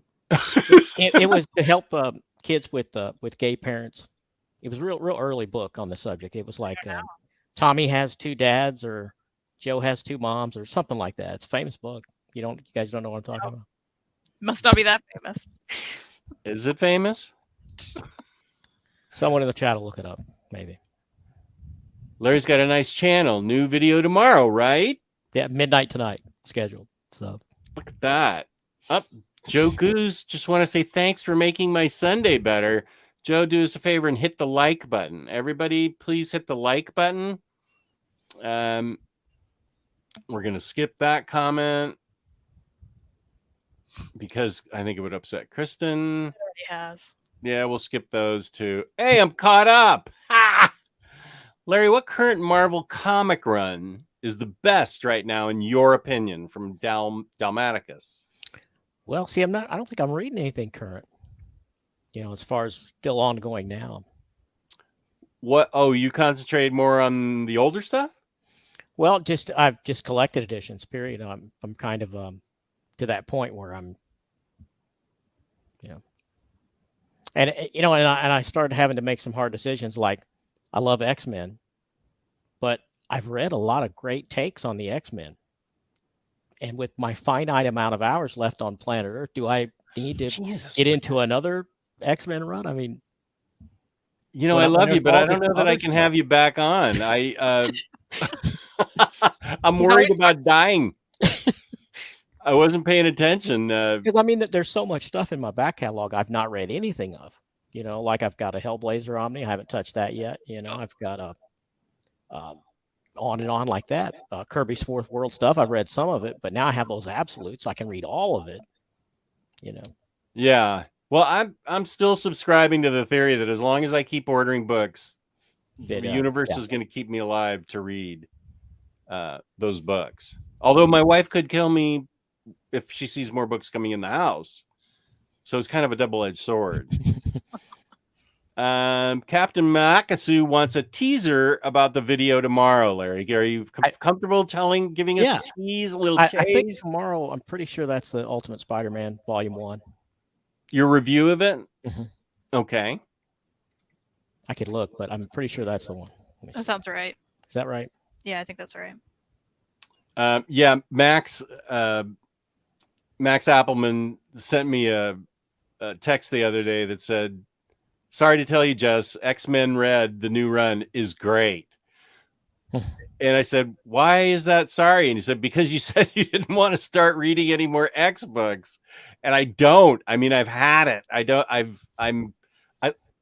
There's too much X stuff coming out now that I'll read X-Men Red when it gets collected because Max and I have similar taste, and he says it's really good. But the spin-offs from this recent X-Men reboot are just, I just can't read them. I genuinely, don't have the time. So I'll read X-Men Red, but peace and love. Don't recommend any more X-Men titles to me. I've got enough. Oh, hell. The new Immortal X-Men came out and it's so good. Can't get enough of Sassy Sinister. Here's Max in my life for some reason telling me all about the X-Men books I need to get. Let's go to a compliment. By the way, Jess, from Isaac, I pre-ordered that Gotham Central Omni thanks to your recommendation. I can't wait for it to arrive so I can get to reading it. And a cat avatar for Kristan. Best. Thank you. Gotham Central is a fantastic crime novel put into comic form. Have you probably wouldn't even, do you know about Gotham Central, Larry? I do. In fact, I have it, and it's in my I got it from Kristan. I got her copy. He bought that copy from me. Yeah. Oh. Yeah. Yeah. So it was a Kristan recommendation gift, a Krista OmniCat recommendation. Yep.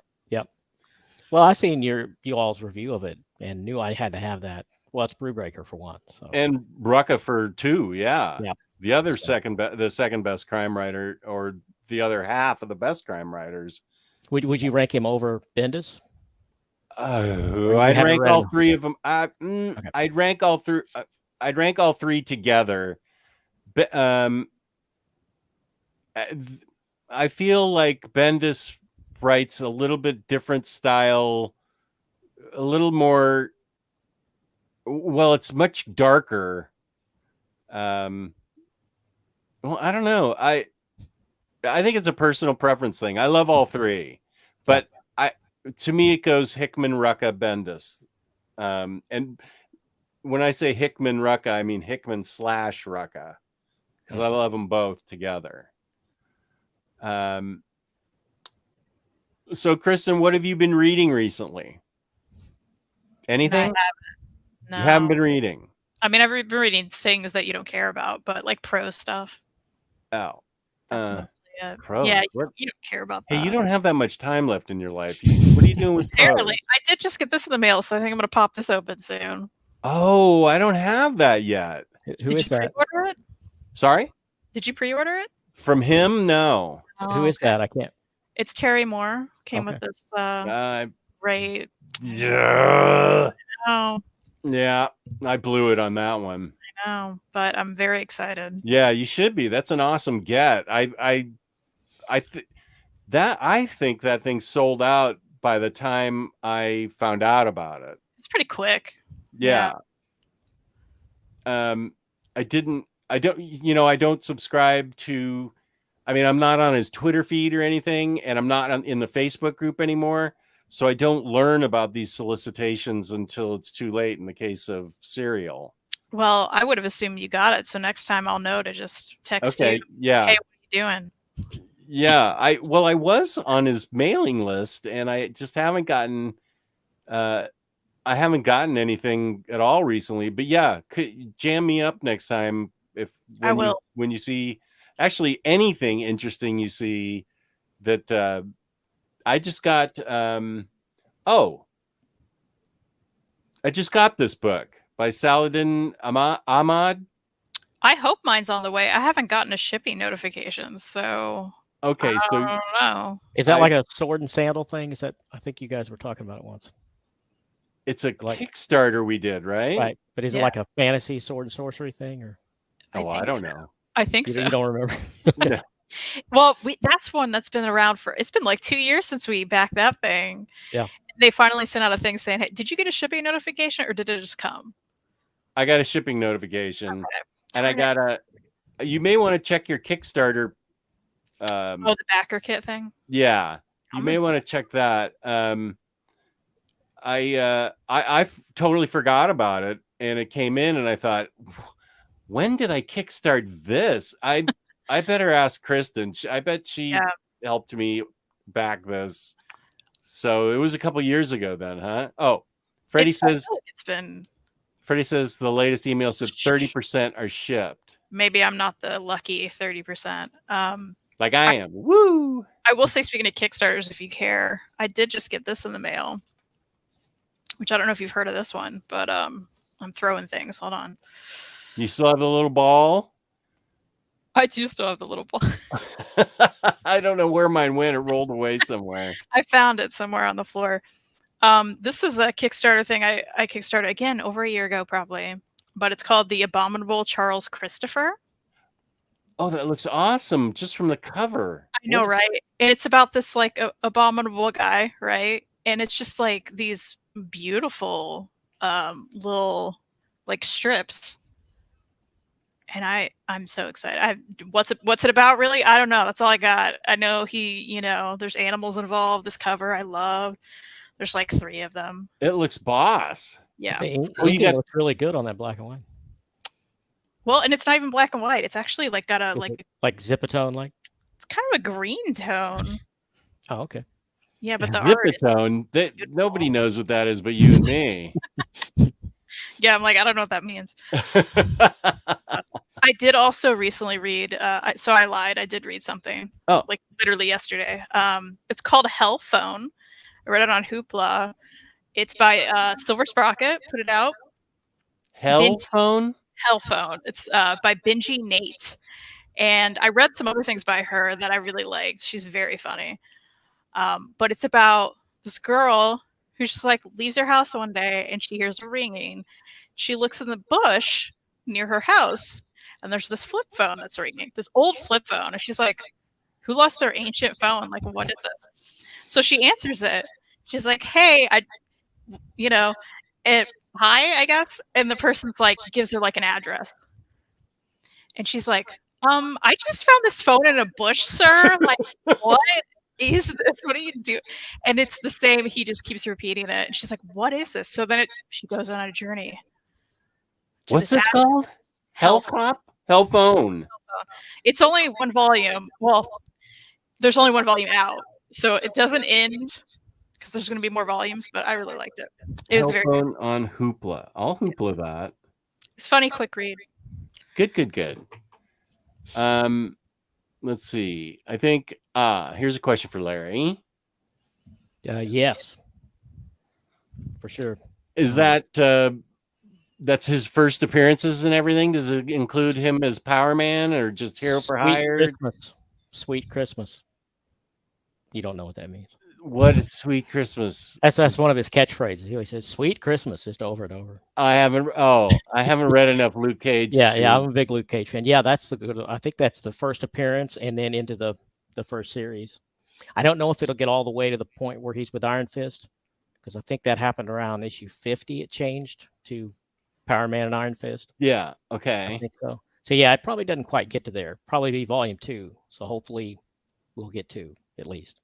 I'm sure I'm getting. I haven't pre-ordered it. I'm sure I'm getting it though. I think I pre-ordered that one. I don't mean to have a hole in the middle of the show, but I forgot. Oh, haul away. Yes, I forgot to tell you I got this because you talked about this like ages ago, right? Yeah, one of my faves. Yeah, and I found this like at a secondhand store when we were out of town, and I was like, "Well, just talked about this 107 years ago.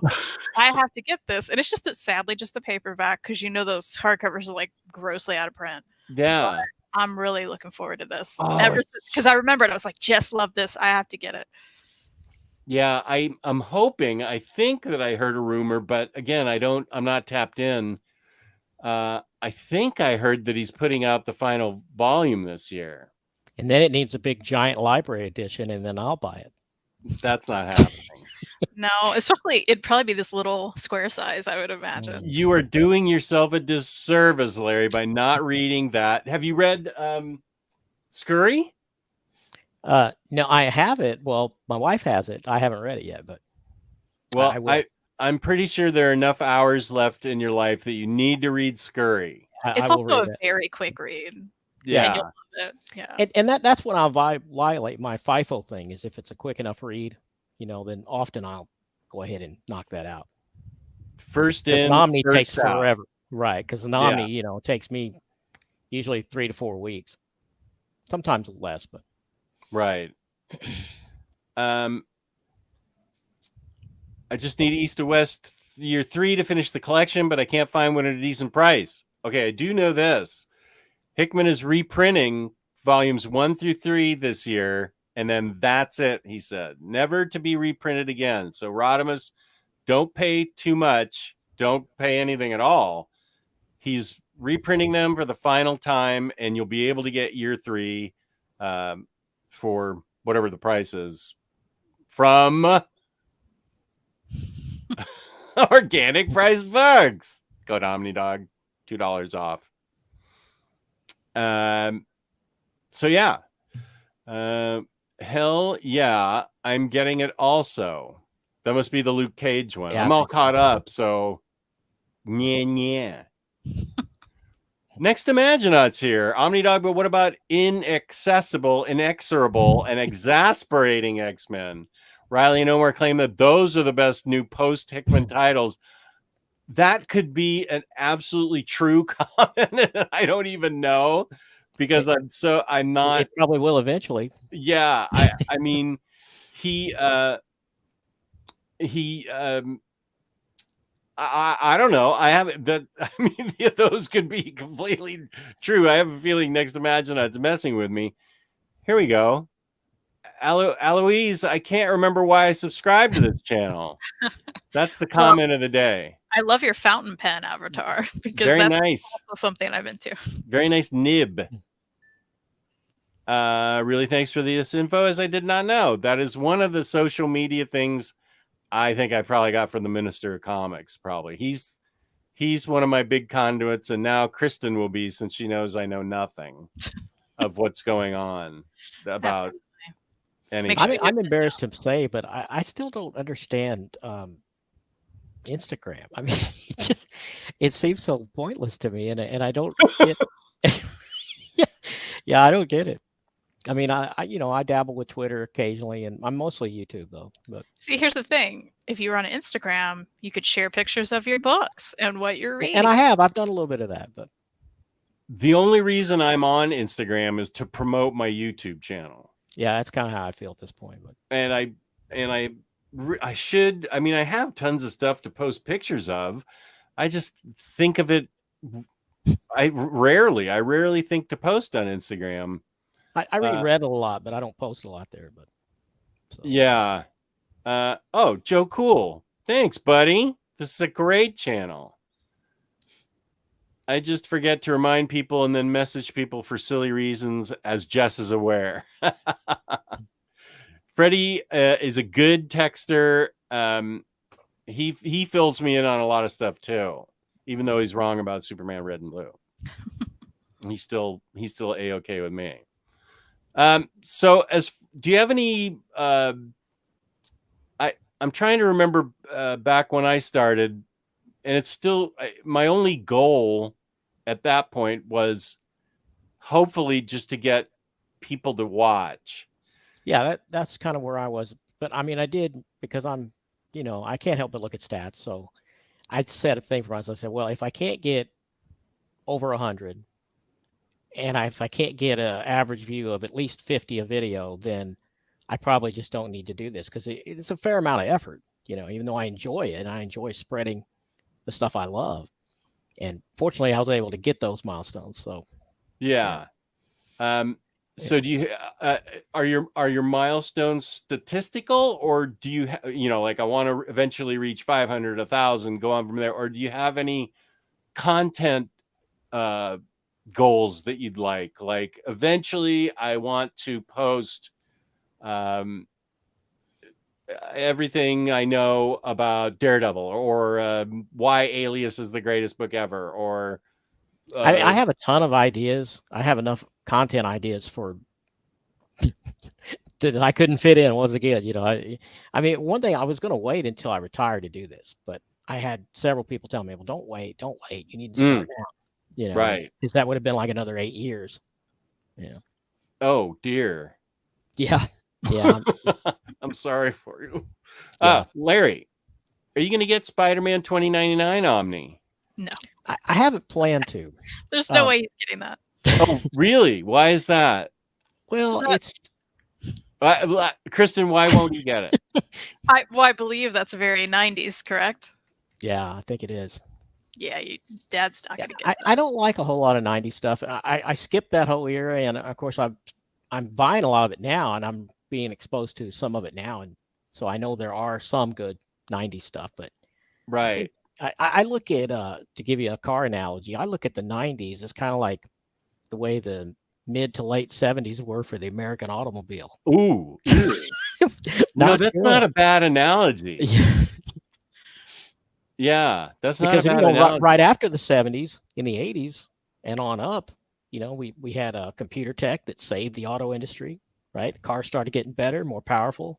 And before the mid 70s, before catalytic converters and all that, they were really powerful. So you had this dip where everything sucked and it was really mediocre, right? For American cars. For American cars. And then Japanese cars came in like Honda and Toyota, and they actually quality up. Yeah, they actually worked. I had plenty of 70s cars that sucked. Yes. And peace and love, but I only will drive Toyotas from now on. Yep. As good as American cars can get. I love you, American auto workers. Peace and love, peace and love. It's engineers. It's the American engineers for cars that I don't like, and I will drive nothing but a Toyota. Yeah, we love our Toyota, and we finally got one. Toyota. Oh, so look at us three.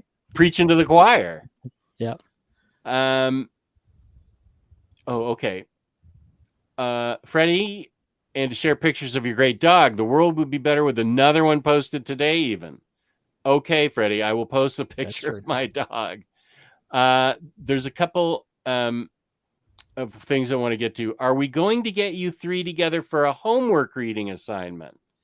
Kristan and I have a few books that we want to read together. I know Batwoman was one. Eventually, sorry? We have a whole list at this point. Do you have it? Somewhere. Somewhere around here. Near that yellow ball? Let's see. I think it may be in this notebook. Let's see. Okay, I wonder if I started it on my phone.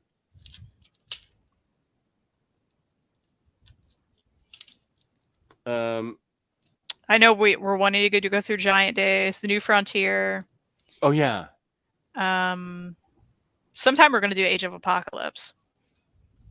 Okay. Probably not anytime soon, but we're planning on that eventually. So, what do you think is the most realistic book? Giant Days is going to take a long time.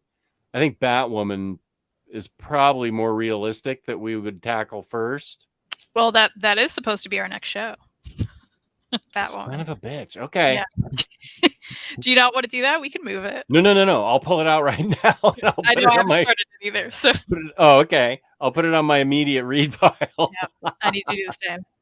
I don't have any books in my bedroom because I don't read in bed ever. But I do have a pile out in the other part of the room here that I will yank Batwoman out. And that is such a fun, great read that I'm very happy to read that. But is there a book the three of us could read and meet back here in 6 months and give her 3 months and give a report on? Is there any interesting book that Kristan, you think your dad would read, or dad, you think that Kristan and I would like? I like to think that I know Kristen's reading taste, but I would think that Larry probably knows it better than I do. Is there a thing that the three of us could read and have a review in 3 months or something? I don't know. Is there a Lemire that we haven't read that we should read, or that I haven't read and Jess hasn't read? Maybe you have. I haven't finished. What's the Black Barn one? Yeah, Gideon Falls. Yeah, I haven't finished that yet, but I have all 6 volumes. And no, it's in a hardback, but it's not in 2 hardbacks. Yeah, I was gonna say my dad won't do that. Okay. Yeah, I've read the first hardback. Okay, but you haven't finished it, right? Okay, I haven't finished it either, but I have it all in trade. Why don't we think about that and see if there's I think this is a good question from Still Life. That'd be a fun follow-up for this if we could read 3 and we get 3 very different or maybe similar reviews out of the 3 of us. Did you tell your dad to read Down Under People? Never. Never. Taylor still feels guilty about that. Well, hey, it's a great memory now, isn't it? I'm curious if anyone's watching who, now that they know my dad a little bit more and they know, our taste, Jess and I, if they have any ideas for something we could all read. Yeah, preferably like a one-off, one. And it needs to be hardcover? Does that have to be hardcover? I guess it would have to be, but that would be cool if it was. But well, I mean, you're not buying a trade, so it needs to be like a Marvel hardcover or Vertigo hardcover, independent hardcover. Yeah, that's a great point, Kristan. Does anybody in the chat have an idea of a book the 3 of us might like? Here's a good question from Isaac. Hey, Larry and the Omni Duo, what's your one book that you think everyone should read? Might be your favorite comic or just one you think more people should know about. One book. They Called Us Enemies. Probably be a good choice there. Okay, by George Takei. Yep. It's a good pick. Yeah. Kristan, do you have one book besides Essex County that you think everybody should read? Well, you took my answer. Oh, did I take your answer? Okay, go ahead. I would just make everybody read Essex County. Yeah. Yeah, and my choice is Irredeemable by Mark Waid. Still the best superhero comic ever written. How many issues did that run? Is it done? Oh, yeah. Yeah, it's been done for a while. It's done, and the deluxe hardcovers are very out of print. Yeah, you can get it in a compendium-sized book now. I just saw that, and Is that the big fat soft cover? Yeah. Would you read those? How long is this? How long is it? It ran 37 issues, and it's fantastic. That might work. I did a whole video on why I thought it was the best. I tried to make it a clickbaity title to get some hate or something. I said, "Why Irredeemable?" That would work, but you've already read it, so. Sorry? That would probably work, but you've already read it, so. I'll read it again. It has so many moving parts in it that I haven't read it for 2 years. It'll be some parts I'll have forgotten, even though I've read it 30 times. I did a whole video on it and tried to give it a clickbaity title to get more people. I just challenged everybody. I said, "Why Irredeemable is the best comic book ever?" And I didn't. My viewers are so nice. I didn't get any hate. They were just like, "Well, I kind of disagree on this. I think blah blah blah, but yeah, Irredeemable is really good." So. Unfortunately, Aiku is saying the compendium is also out of print, so that's not going to work. No, I just saw it on a shelf yesterday. Just someone's random shelf? No, a comic book store. Well, it could still be out of print on a comic book store shelf. But I thought it just got I thought it got reprinted. I should go back down there and grab that book then. Irredeemable. Okay, it's always a challenge to spell it. Yeah, there we go. Irredeemable. Well, it's not an omnibus, but yeah, it's still available. Yeah. It's available in the United States. Irredeemable. They call it an omnibus, but it's a big fat soft cover. Yeah. Still Life. I'm not sure if Kristan would like it, but I saw Larry just hauled Alan Moore's Swamp Thing. I believe Maddie did enjoy it, so maybe Kristan might like it. Yeah, I plan to read it. It's in my house. Reed has it. Yeah, it's coming up for me in my list, but and I'm happy to reread it. I haven't read it for 5 years. I don't have the absolutes. I have the original hardcovers, but I'd be happy to read that. Are there only 2? Absolutes? There's 3. I think there's 3. Okay. The only thing that might stop me there is I've got the Bronze Age omnibus, and I was going to read that first, and that's pretty big, so I don't know how long it'd take me to get through that. Yeah. Okay. I mean, I could skip it, but it actually will contain all of it if I start there. It doesn't skip any issues. Yeah, and I feel to really enjoy it, you need to know what Swamp Thing was before, and then how Alan Moore radically changed him and made it so unique and interesting, and what a big deal it was. But I don't know how to advise you other than I think it's probably good to get a good base of Swamp Thing in you, and the Bronze Age book is a great read. I love it. Yeah, I've read some of that already, but I haven't started reading it through. Yeah, but I'm thinking about double dipping on that because they announced an absolute that has not the whole amount in it, but the first chunk of it. This is Bronze Age? Yeah. So I didn't know that. Yeah, that looks really good. I may have to just do it. It's crazy money when I've already laid out the other, but man, that would look really good together too, wouldn't it? The Bronze Age absolute. Sure would. I'm happy to help you spend your money. Yeah. And I'll still have to keep the Omni too, though, because there's, it would take probably a volume 2 and a volume 3 to get it to cover the entire Omni. Yeah. So I don't know. Oh, well, you made Isaac want to pick up They Called Us Enemy. Yes, that book is remarkable and heartrending. Yep. I still keep hoping that they'll color it and make it bigger. I'd buy it a third. I'd get it a third time if they did. But yeah. Isaac, where are you? You and your cat. Where are you living? What's your cat's name? What's your cat's name? Let's get some of the important facts here. What's your cat's name and where are you living so you can get Irredeemable? Any other questions for him? Like, that's it, I think. Does your cat have a Twitter page like Kristan's cat? Do you have a cat Twitter account? Yeah, cat Twitter. I learned that was a thing. So yeah, Isaac is a fan. Okay. Oh, Isaac's in the UK. So I don't know what to tell you. I know it's available here in the US. And the cat's name is Calvin. It's a good name. Please give him a treat for me. And for me too. And Larry. Sure. Treat Calvin. The new Absolute Swamp Thing has the House of Mystery issue and 1 through 13. It's a great comic. Yeah. I loved House of Mystery 92, and then it went into his own title. Classic book. Yeah, I'm probably going to have to buy it again.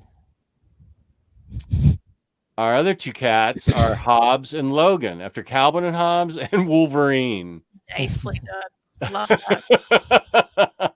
Yeah, fun fact about my dad is he said he hates cats throughout his entire life. And then I got cats, and now he loves my cats. He will be on the floor with them. Play with them. It's great. I put bug videos on my phone and lay it on the floor and let them paw all over it. Yeah. Oh, that really works, huh? It does. They love it.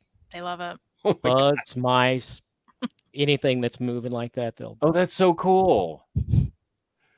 Still Life has 2 cats, Angus and Malcolm. Nice. You know where that's from? AC/DC. I think Named even for Kristan Angus got that. and Malcolm Young. Yeah. I'm guessing, right? Still Life? Has to be. Tell me I'm right. You guys should read Paul Dini Batman Omni. Have all the trades. It's supposed to be great, and I know it will be great.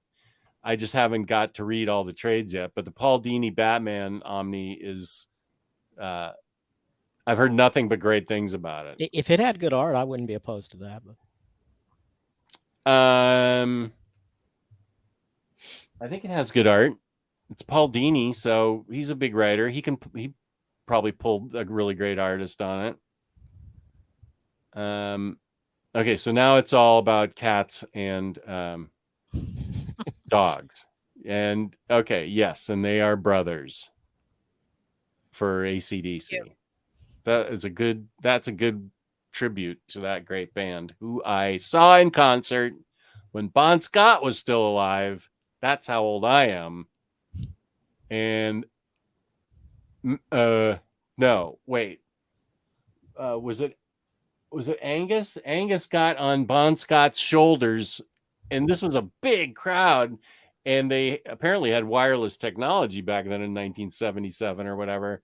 And he got on his shoulders, and they walked through the crowd with Angus wanging away at the guitar while Bon Scott's got him on his shoulders walking through the crowd. It was the greatest thing I've ever seen.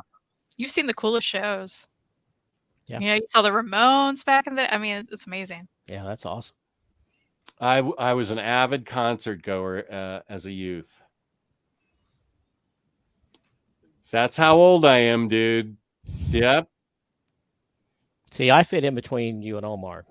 I'm the gap in there. Oh, you're okay. You're filling in the mid-50s gap. Omar lies. He's like 49.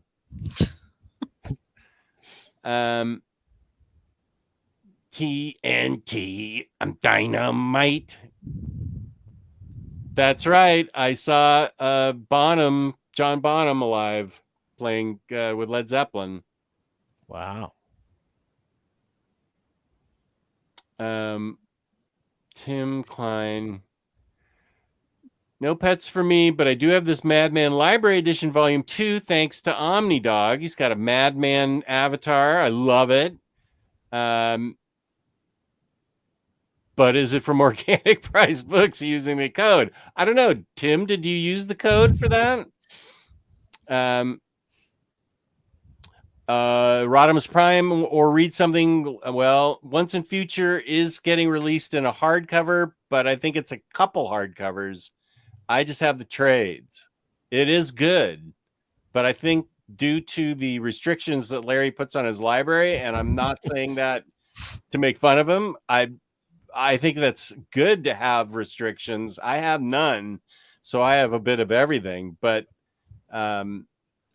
once in Future is out completely in hardcover, then I think that's when Larry could read it, because it is really good. Is that a King Arthur reference? Yeah. Okay. Yeah, you probably like that. Yeah, that's another. That reminds me of. I did make him get Something Is Killing the Children. Yeah. There's a nice deluxe hardcover, and I was like, "You'll love this." So. Yep. And did you read it yet? Yeah. And did you love it? I did. Kristan was right. Knew it. Just knew it. Just change your name right now from OmniCat to Kristan is right. Yeah. Okay. There you go. Farhan, my buddy from Malaysia. Hi, Jess, Kristan, and Mr. Larry. Peace and love from Malaysia. 3 a.m. here. But hey, what can I say? Jess, you are the boss. I love you, Farhan. Oh, and I subscribe Mr. Larry's channel. Keep up the good work. Love the top 10 segment you just started. Yeah, I'm trying to decide if the next one's going to be my top 10 favorite villains or the top 10 reasons I love Wolverine. Because I've got some people in the comments on that video saying that they would love to see me do a whole video on just Wolverine. So okay. I'm torn about which way to go. Well, you have time to do both. Yeah, I think I can fit that in. Yeah, before I die, you know. Son of a bitch. You're the biggest like Wolverine guy ever, so that should be a video you do. Is that right? That's your favorite? Yeah, I noticed that was your favorite character. Do you have all the Wolverine Omnis? I don't remember seeing if you did. I have everything, but not the last few runs, like Wolverine the X-Men. I don't have any of that, but I have as far as the classic ones, yeah, I've got those. Okay, so you don't have any Jason Aaron type stuff, you mean? No, I've read some of the Jason Aaron. I haven't read any of it yet. First run he did. I've read some of that. Yeah, I forget what I need to know to read Wolverine in the X-Men. I hope they just keep going with the Wolverine Omnis. Eventually. Oh, I think they are. A lot of that. Okay. I know Volume 3's coming out. Okay, that may be something I have pre-ordered. I've got a Word document that I track all that in, so I don't order something twice. That's a good idea. I wish I did that. I got a whole bookshelf of double dips, things that I've already ordered. So when you say double dip, you meant the same volume, not just the same content. Right? I'm an idiot. I am. Yeah, I don't think I've ever done that. I've done it with singles when I was collecting singles more. Yeah, I screwed that up before and bought two of, a couple of times. Yeah, so I got a really good database. Now I stopped doing that too. But I did. Yeah, I don't know if I don't think that I've done it with Omnis, but I do it a lot with trades. I'll forget, and whatever. It's a whole story. What an idiot! You don't have a spinner rack in there anywhere, do you? Oh, yeah, it's out in the other part. Okay. Yeah, it's not in this room. I kind of want one, but I really don't have anywhere to put it. It's what's that got to do with it? If you want one, get it.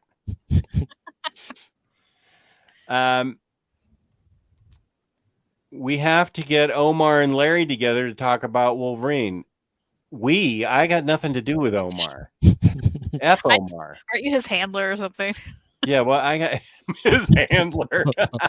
When I think of that, I put him on a leash. He's such a mad dog, especially when he gets drunk. Let's see. Captain Mekasu said, wait, something. Oh, yeah. Captain Mekasu would love that. Okay, well, you guys talk to Omar about that. It's got nothing to do with me. From Isaac. I was wondering if any of you read AD After Death by Scott Snyder and Jeff Lemire. Wondering because I have the HC on my shelf, and though I haven't read it yet, I very much look forward to it. I have not. I have. Of course. I actually haven't even opened this copy, though. I read it before I got it. Oh, you did? Okay. I read it like the little singles.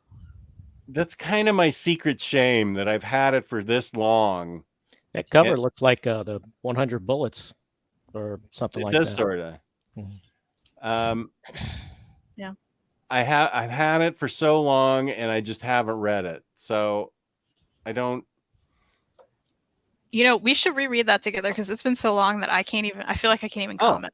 You know what I mean? Good, yeah. I don't remember. I'd love to read that with you. Yeah, that'd be fun. Oh, okay. I just need to know that I need to read Schism, and then Wolvie opens his own school. Okay, Schism's what I need to read. Okay. I've read Schism, so I'm probably not that far behind them. No, you probably aren't. What? No, I love Wolverine. Where are you pulling that? It's Omar I have the problem with, not Wolvie. I've always used the term singles as well. I think Larry is the first person I've seen to use that term as well, opposed to floppies, which I'd never heard of until I started watching these channels. Floppies just seems really sort of a, borderline offensive to me. I don't know.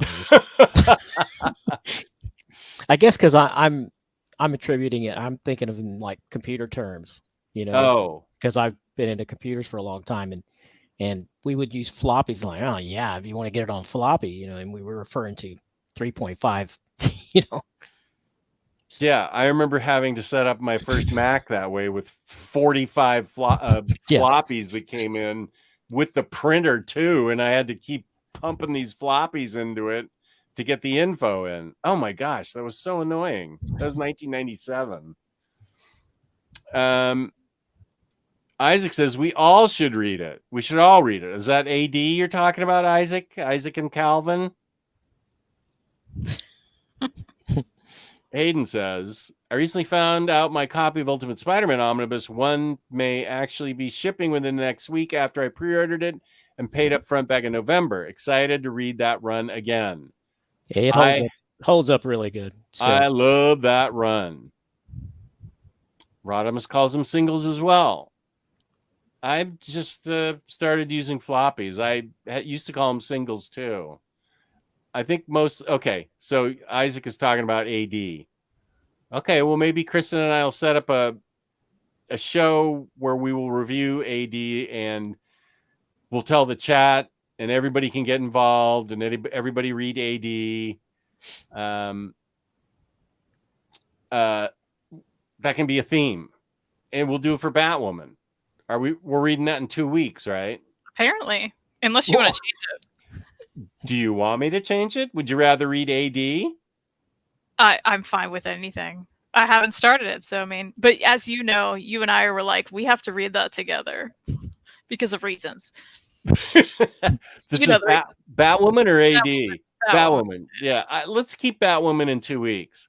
Okay. Everybody, we're reading Batwoman in 2 weeks, so everybody read it. Go get it. Go buy it. Go buy it. Panic Price Books. And then maybe we can do, if we get back to doing reviews, we can do AD and maybe something else with it. Looks like I need to buy a new book. I'm always happy to help you find books, Tim. Jess, you're giving me nightmares with selling software back in the day. I'm not kidding. When I got my printer for that computer, there must have been 12 floppies that came with that thing to hook it up to my computer. Yeah, they were so slow. Wireless. And then they would just randomly stop working and be corrupted, right? You pull one out. Oh, then. And what are you supposed to do? I mean, you got a defective floppy. Now what do I do? Nice. Near perfect book. Everyone should get Batwoman. On this, Freddie's right. Everybody read Batwoman. Jessica, it is the new Batwoman omnibus that has the Rucka and J.H. Williams run in it. And it's got her shoe bottom coming at you in the middle of the page. It's a terrible cover. Dumbest cover ever? Or top 5 contender? Can you think of a worse cover? Are we talking just Omnis? Sure, let's narrow it down to just Omnis. I think that's the worst one I have. It was a terrible choice, given all of J.H. Williams' great images of her. Mm-hmm. And those covers that he did, especially for Rucka's run, were just gorgeous. Yeah. Just gorgeous. Speaking of scans, which we talked about earlier, I could scan those covers that J.H. Williams did and just plaster a wall with them. Those covers were just absolutely gorgeous. Yeah. Yeah, they really dropped the ball on that one. You know what I mean? Oh, boom! Now it's a prop. She's a prop comic. Freddie has a good idea. AD and Flintstones. We were supposed to read Flintstones together, weren't we? Yeah, you actually originally said Batwoman and Flintstones, but I like this idea more. I do too. Focus on Batwoman. Throw that. I'm writing it down. Okay, good. Thanks, Freddie. I have the trades of, but you have the deluxe, or do you have the deluxe of Flintstones? I don't have anything. I'm just going to read it on Hoopla. Okay. Yeah. That's an amazing book. I can't wait to read it again.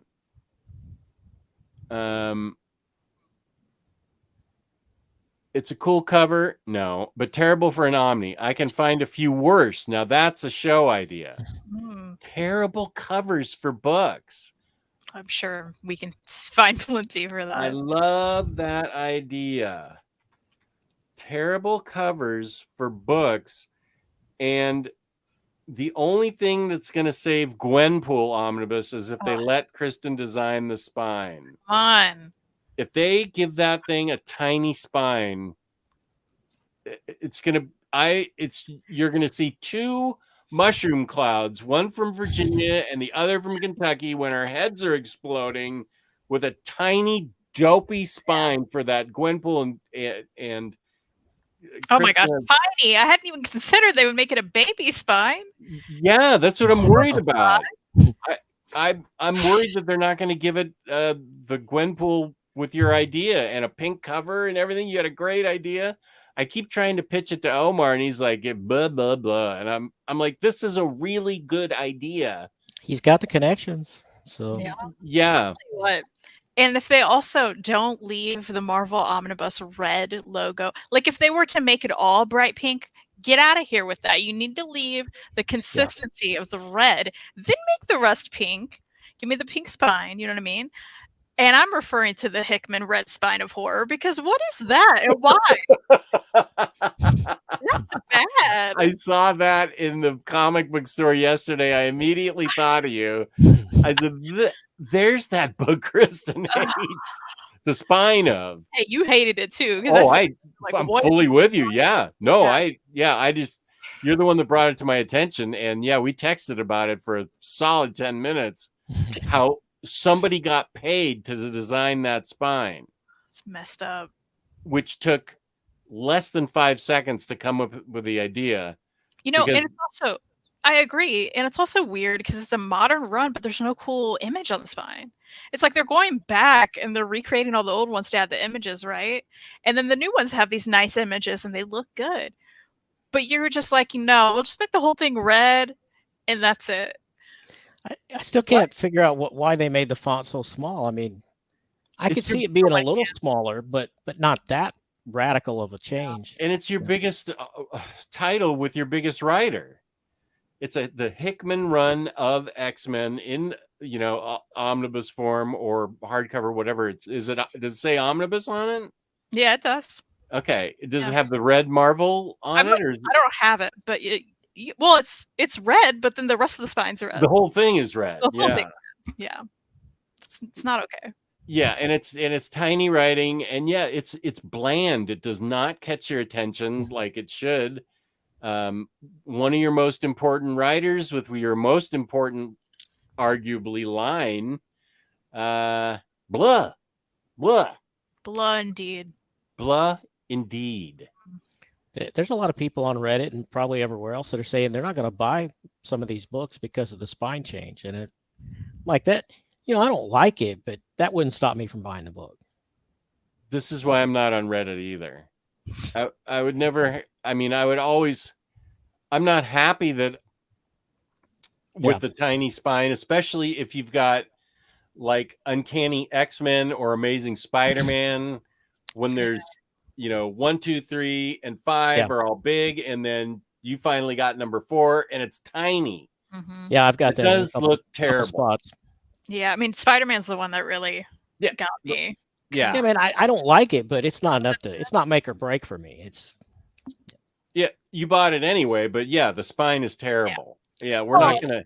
A lot of people are custom printing the dust jackets too, and it's like, I don't care that much.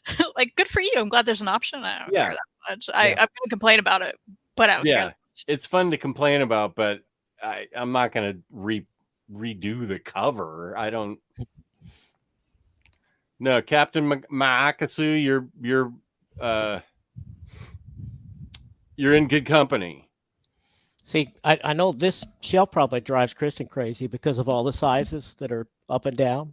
Okay. I have it by author last name. It's a creator-owned work, so. Yeah. What are you going to do? Are you not going to put the Bendises together because they're different sizes? Yeah. My Marvel bookcase, which is I'm looking at right here, used to be so beautiful. It was nothing but Marvel Omnis. Everything was red on top with a white spine or whatever cover they white used. Letters, yeah.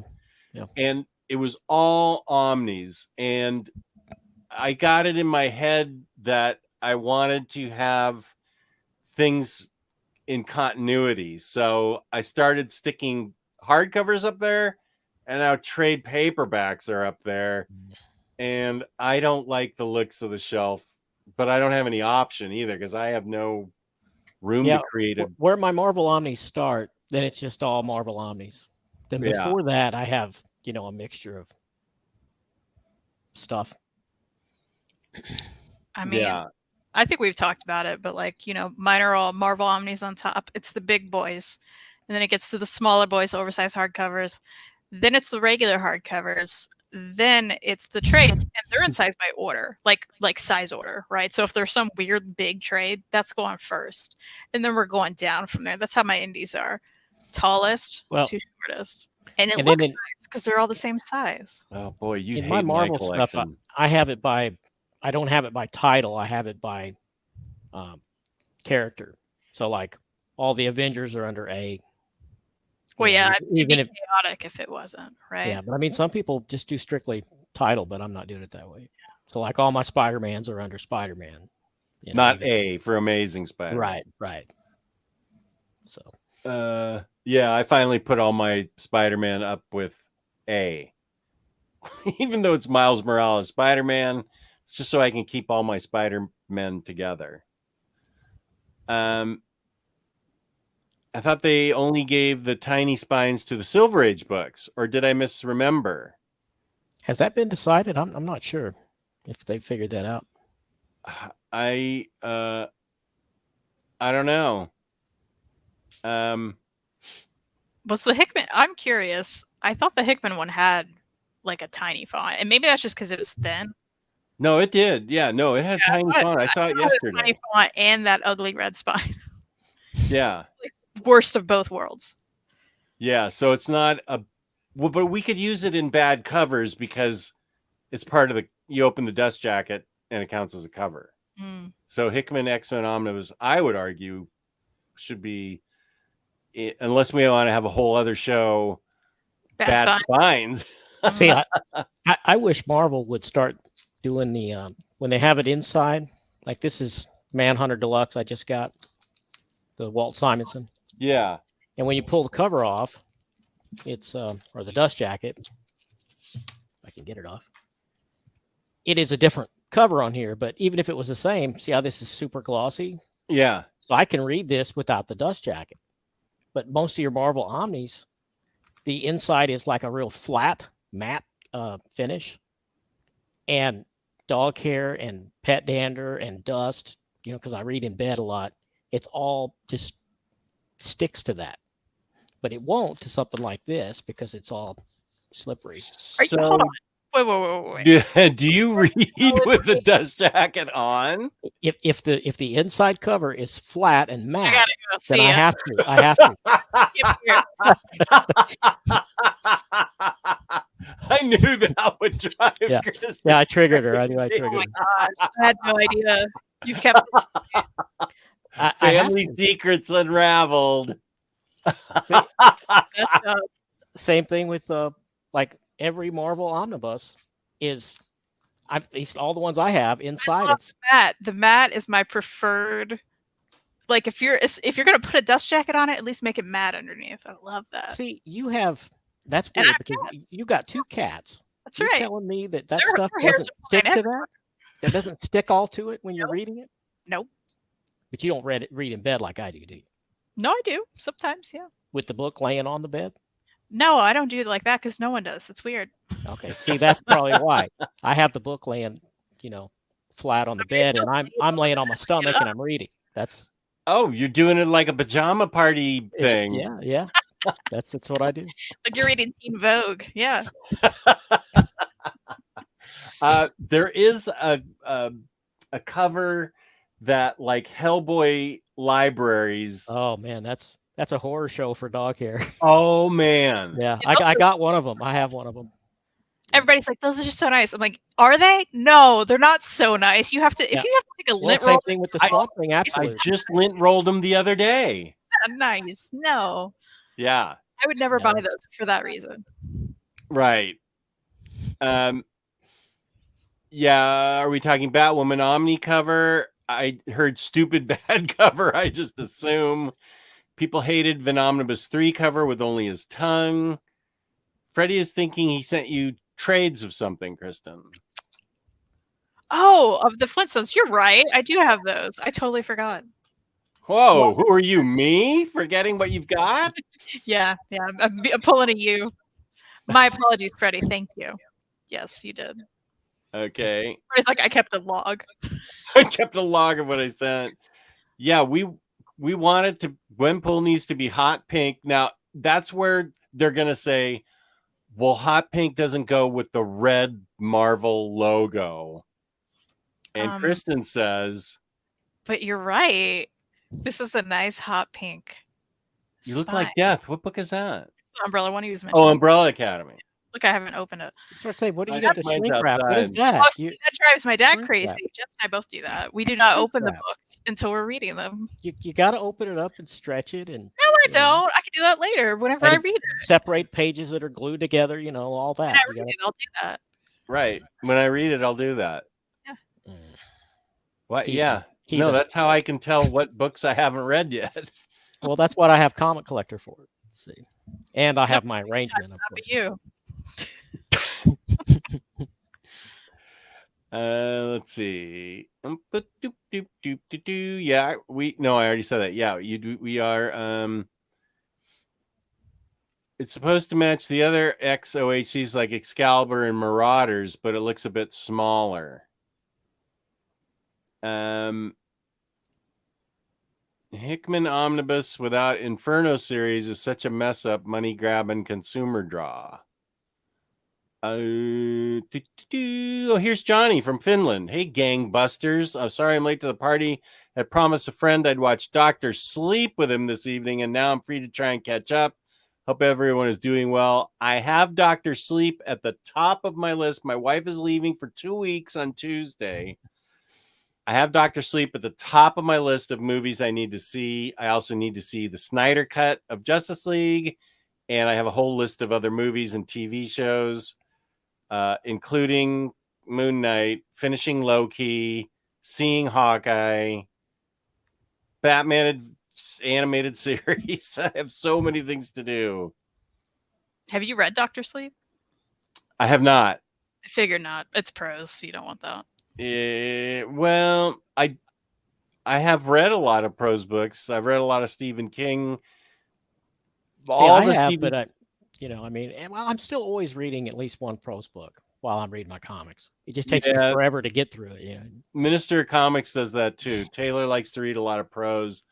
I'm just I can't work it in. It's I always say that I'm reading for content, and then I put out like one video a month, but I'm just more into comics right now, but I'll get back to prose. I read prose my whole life. See, me and my wife we work the same place, the same shift, but she's like the 15-minute gap between our shifts.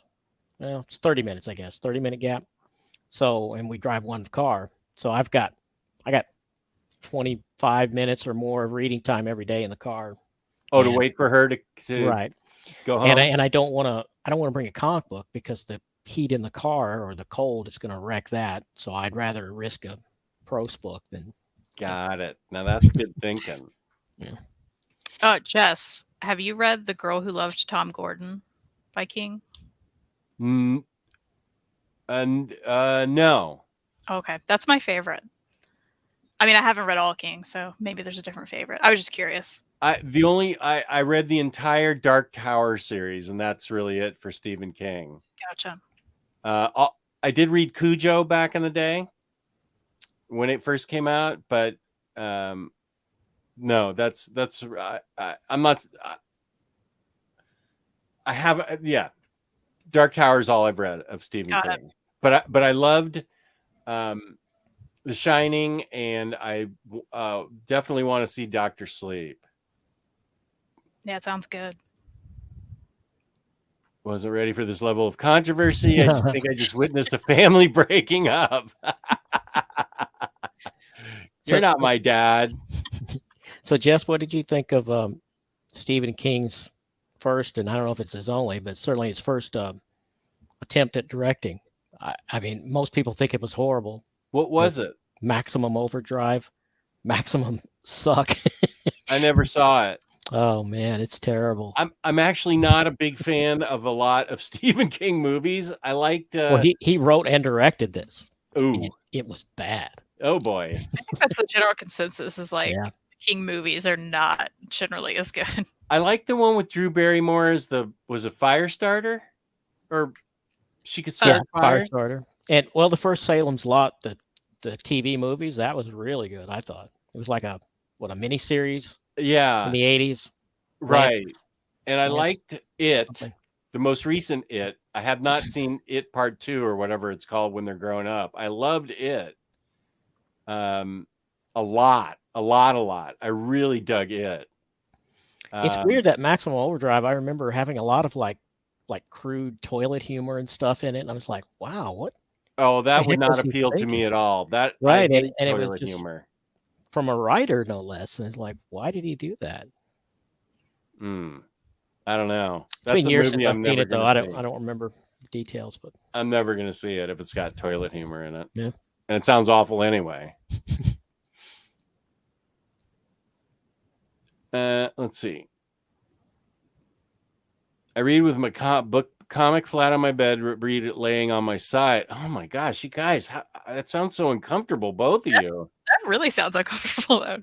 Well, about half the time I'm on my side, I guess. I do it both ways, but I just can't. I guess if I got in bed and got my foam laptop holder, I could put it on there. But I read until I get sleepy and then I go to bed. I'm not into reading in bed, really, not anymore. Hellboy Fuzzy covers.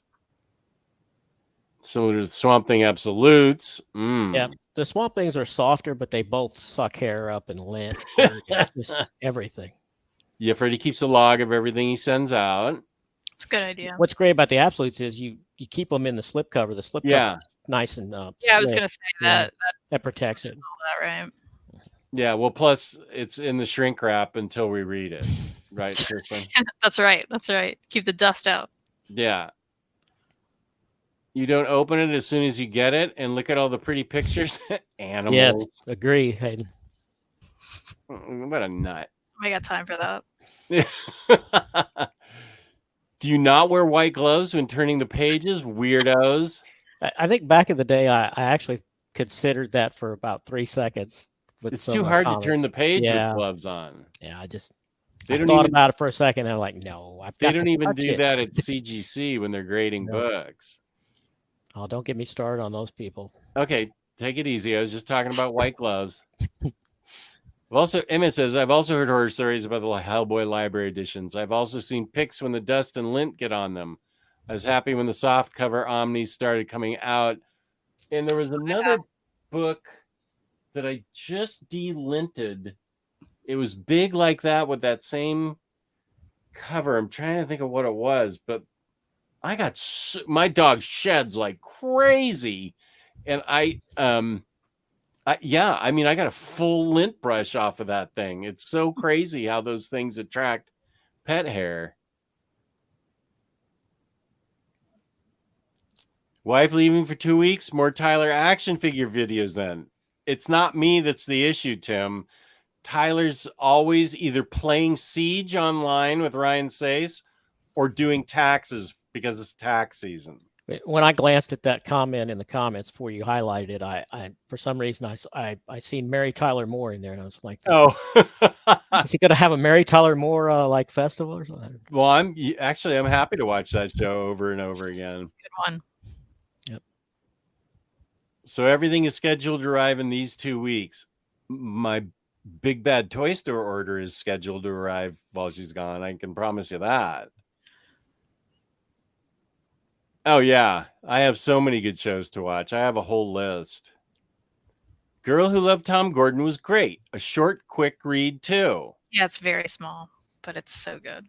Glad you get it, Cycle Cleveland. Oh, yeah. Cycle's right with you. Has anyone read Stephen King's The Stand Omnibus? Oh, The Omnibus, The Stand. I have not. Is it worth it? We'll have to have the chat talk about it, because I didn't read it. I read the Dark Tower Omnis, but not the Stand. Did you like that? The Dark Tower? The adaptation yeah. Omnis. Mm-hmm. Yeah, I thought they were interesting, especially the new stuff. One of them, I can't remember which one it was. The stuff with the newer stories that were Jay Lee. Yeah, yeah. I like Jay Lee. I know some people don't, but I like him. And I liked seeing the books that I knew put into picture form. And then I liked reading the stories that I didn't, that were new stories. So I'm going to tell you a story about Misery, Freddie. Stephen King stole that idea from a TV show called Night Gallery by Rod Serling back in the 70s. No one talks about it. I remember Night Gallery, but I don't remember that. In Night Gallery, there was an episode where a famous author got in an accident, was recovering in bed. The woman hacks off his feet to make sure he stays there forever. Wow. I don't know how. Nobody ever talks about this. I think Night Galleries have been released on DVD and everything, but I mean, it was a full lift. It was stolen from that Rod Serling episode. So, I've got something like that with the Hickman Fantastic Four, but in his favor though. But I don't think I want to give it away because it's the video after the next. I mention it. What's that now? Well, okay, I'll go ahead and say it. I'm a spoiler for one of my videos, but the Council of Ricks on Rick and Morty. Oh, direct ripoff of the Council of Reeds. But isn't that more of an homage, probably? I guess it could be. I mean, because a lot of Rick and Morty is parody, but yeah, I would see that as parody opposed to a straight steal from something 40 years ago. That's not 40 years ago. No, I'm talking about Stephen King stealing the Night Gallery thing. Oh, right. Yeah, I got you. Yeah. So you're saying because there's only 5 years difference between Rick and Morty's a parody show, as you say, and then but Stephen King wrote a book about it, and it got turned into a famous movie, and the idea was Rod Serling's on. Now he presented Night Gallery. I don't know if he actually wrote that episode. Yeah, he wrote some. I don't know. Yeah, he wrote a lot of the Twilight Zones, but I don't know if he wrote a lot of the Night Galleries. Night Gallery for me was genuinely scary as a kid. Yeah. You can see that the Misery ripoff made a big impact on me because I still remember it.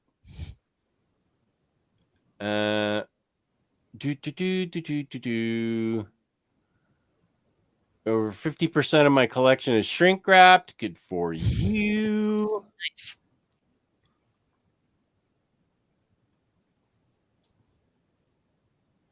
Council of Ricks acknowledged this from FF. Oh, I did. I must have missed that. Probably I hadn't read that FF in so long, I maybe forgot about it. I liked Silver Bullets, a made-for-TV werewolf miniseries I believe Stephen King wrote. I remember the movie Silver Bullet, but I don't remember the... Was Silver Bullet the one with Gary Busey? I think it was. Oh, boy. The movie. It was good. He used to be... How old was Gary Busey? Was this post motorcycle accident or pre? It was pre, for sure. Okay.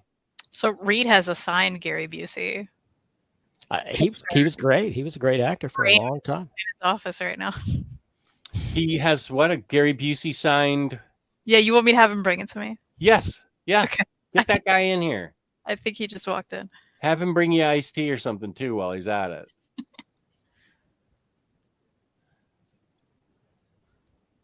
Yeah, Rodimus is with us. Never take the plastic off. I mean, it's certainly a safe thing to do. I can't resist opening it up though. I've got to open it, you know. Well, You do you, buddy. I think it's fine with me, but I think your daughter, you know, and the dust jacket thing, that's what is going to break up your family. That's right. Sorry, the Christmas is completely off this year. She can't help herself. She showers me with Christmas gifts. So you pull through. Okay, wait, let me highlight you. So that's to read. Yeah. Nuts. Never underestimate the spirit. Gary Busey. That's great. Really cool. I love it. I have a new respect for Gary now. Yeah. Yeah. That's really awesome. Well, thank you, Reed. Also, speaking of Reed, in the description box is a highlighted link for Reed's channel, his store Envy, his store where you can get his books and cat stickers. That's right, cat stickers. I'm like, you want to show us some of the cat stickers? Oh no, I have one near me. Here we go. Here's one. There's actually 3. Here's just one of the cat stickers. You can get it in a 3-pack. Redesign these. They're wonderful. Also, very nice quality stickers. Very nice quality. And all the money goes to their vet bills because they have so many vet bills. Oh, yeah. I need to get some stickers. I'm so sorry. Yeah. That's probably that's number 3 things I've disappointed you on. So I'm sorry. That's okay. Yes, Silver Bullet was with the Gary Busey. My bad then if it's a movie, misremembered. Yeah, I remember loving that. Silver Bullet. What? It's a werewolf movie? Yeah. Okay. Well, I'll put it on the list and see it in 2026. Yeah, I don't know how well it holds up. I haven't probably seen it in 25 years or more.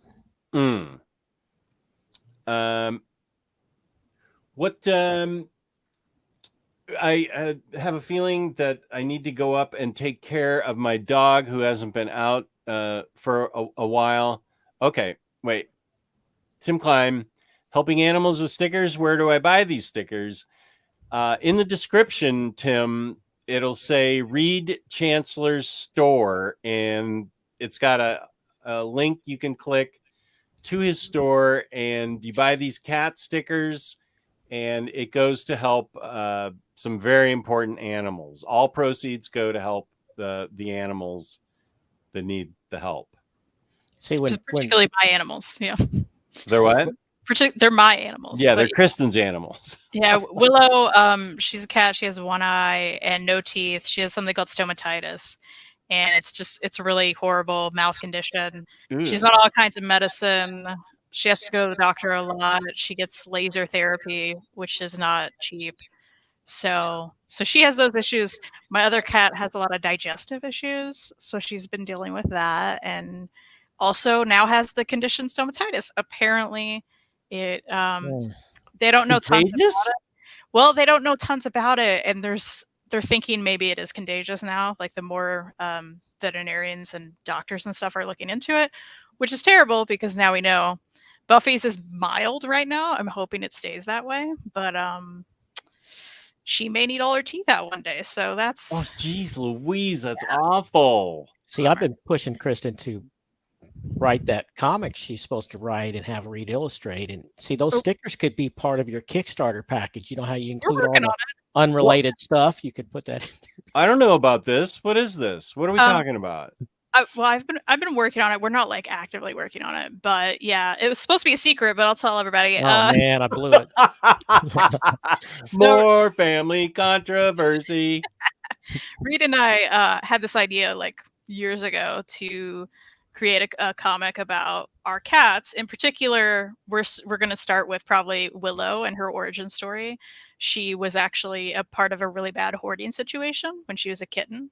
So she lived outside, and this guy had like, I think 50 plus cats that they ended up seizing from him. And he had a lot of, mental and stuff. It was a really terrible situation all around. But she was rescued from that when she was a kitten, had a really bad eye injury. That's why she had her eye taken out.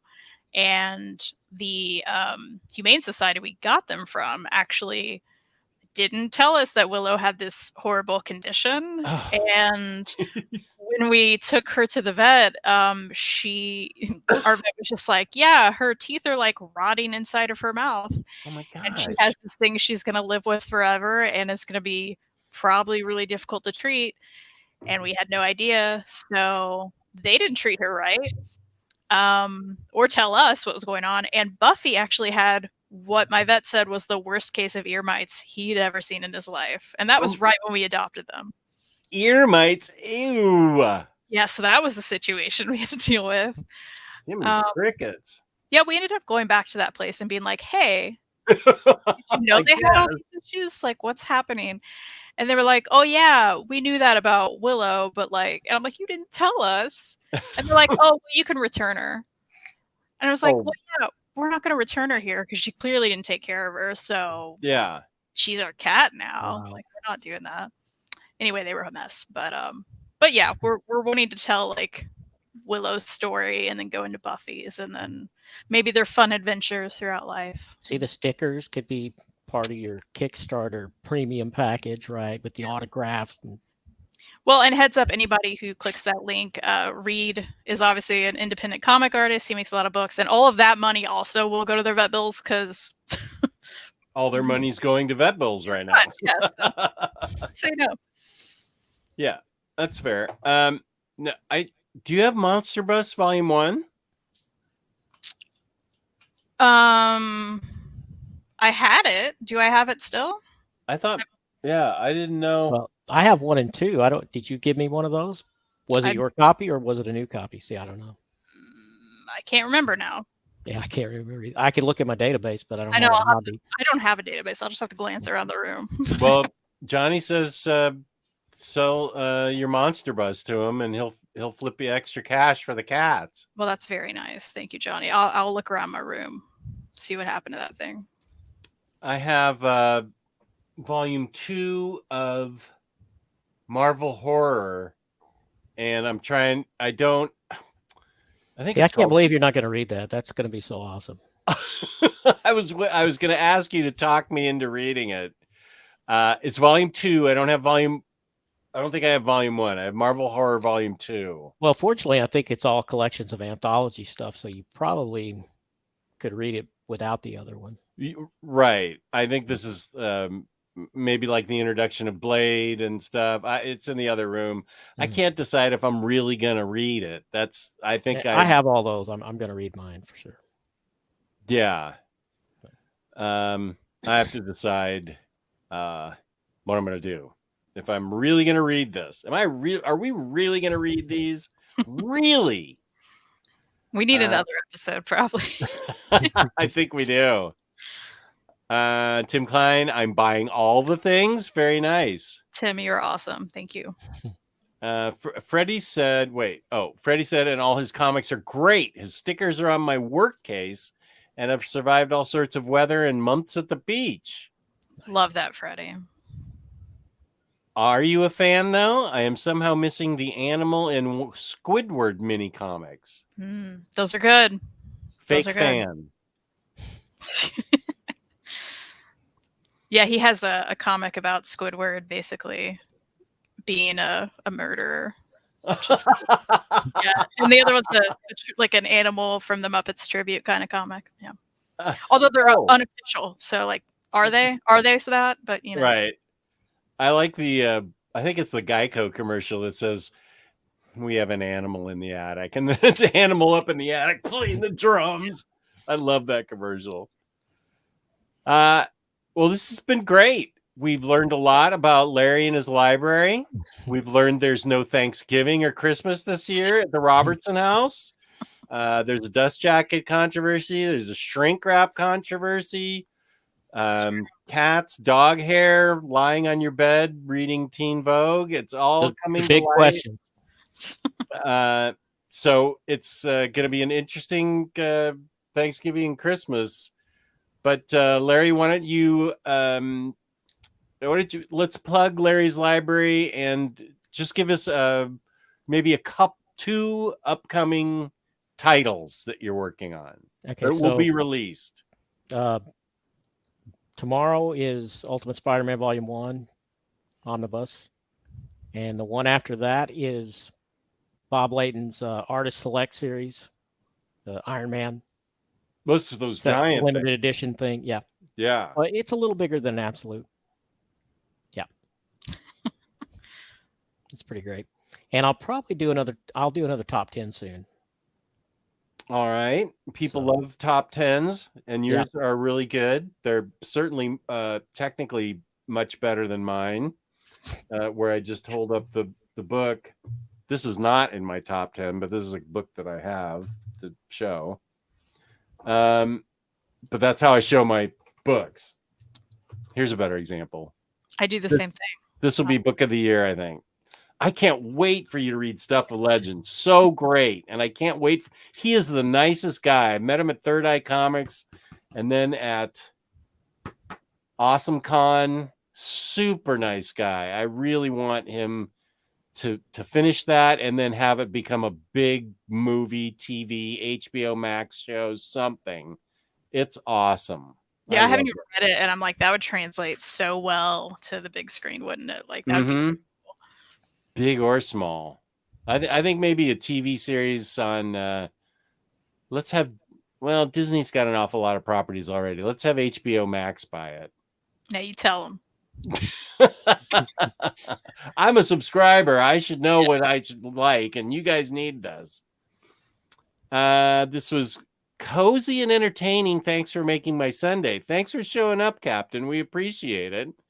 Kristan, where else can they find you on the internet under your various day YouTubes? Though my dad doesn't understand the point of Instagram, if you're interested in Instagram, you can find me there at the Comic Slayer, where I post my books and my cats and such. And you can also find me on YouTube, apparently, under the Comic Slayer. So check that out. I do have a video with my dad. If you liked my dad, that is up there. And eventually, Jess will come on my channel. We'll do something there, and that'll be fun. I'm ready. Let's do it. I am ready. Yep. Whenever you want. Jess and Kristan, what are your next topics on your own channel? Well, what are the next 2 episodes going to be about, Kristan? You're making me pick 2. No. One's hard. Well, no, it's book reviews. Our next 2 episodes are book reviews. Well, they said our own channel. Oh, our own channels. Yeah, that's what I thought. Oh, I thought you meant this channel. Okay. Maybe they meant both. I don't. Well, I can tell you our next show, Jess and I, will be Batwoman Omnibus. I know that for sure. Right. We'll have to figure out the rest. I know right where it is. Yeah. And everybody's been telling me to, so I think my next video is going to have to be Cats and Comics. Cat Comics. Cat Comics I love. And it will be multiple parts because there's so many. So yeah. That's a book we can read together. I never gave away Cats in the Louvre. It's true. It's a good one. It's manga. It'll be the last one I ever read. So, I mean, I kept it just to read with you. You know what? Maybe we should do that on my channel. Oh, that's a good idea as part of your cat extravaganza. Yeah. Okay. Good. Okay, so there and for me, I have 3 books, 3 videos that I'm working on. One is my review of the Scott Pilgrim series, which I finished. How to start with Astro City, and I think I'm going to do a read this, not that episode. I haven't done one of those in a long time. Read this by Ed Brubaker, not Deadly Genesis type thing. That's what that era is. That idea. You could probably talk me into reading some more Ito. That's the only thing I can ever follow. So, end of an era. So you can find me on the ponderous Instagram at OmniDogs_vault and this channel, OmniDogs Vault. And tomorrow night I'll be on OmniBros at 8. Doing our nonsense there. And please remember to check out Organic Price Books, where my code is OmniDog for $2 off. Hit the link. It'll take you right to Organic Price Books, and my code for 5% off shipping 3 or more books together is OmniDogs Ship It Together. So peace and love, peace and love. Please leave a like, comment, subscribe to Comic Slayer, subscribe to Larry's Library, and leave a feel free to leave comments for all of us, and we'll eventually get back to you somehow, some way. I'll figure it out. I'll figure it out. Yep. Thanks for having me. Appreciate it. Oh, thanks for being on, Larry. I talked right over you there. No, that's good. I was just thanking you. And we will end with one of the greatest songs ever written about us. Peace and love, everybody. We love you all. You're all so great. Thank you for watching. Still rock and roll! OmniDog! Hey, OmniCat! Now here's the OmniDog and OmniCat show. It's the place to sit if you'd like to know more about the books that they've read. Hey, hey, hey! Kristan likes Lumber, James and Steven. Jess likes Monroe, Jimmy or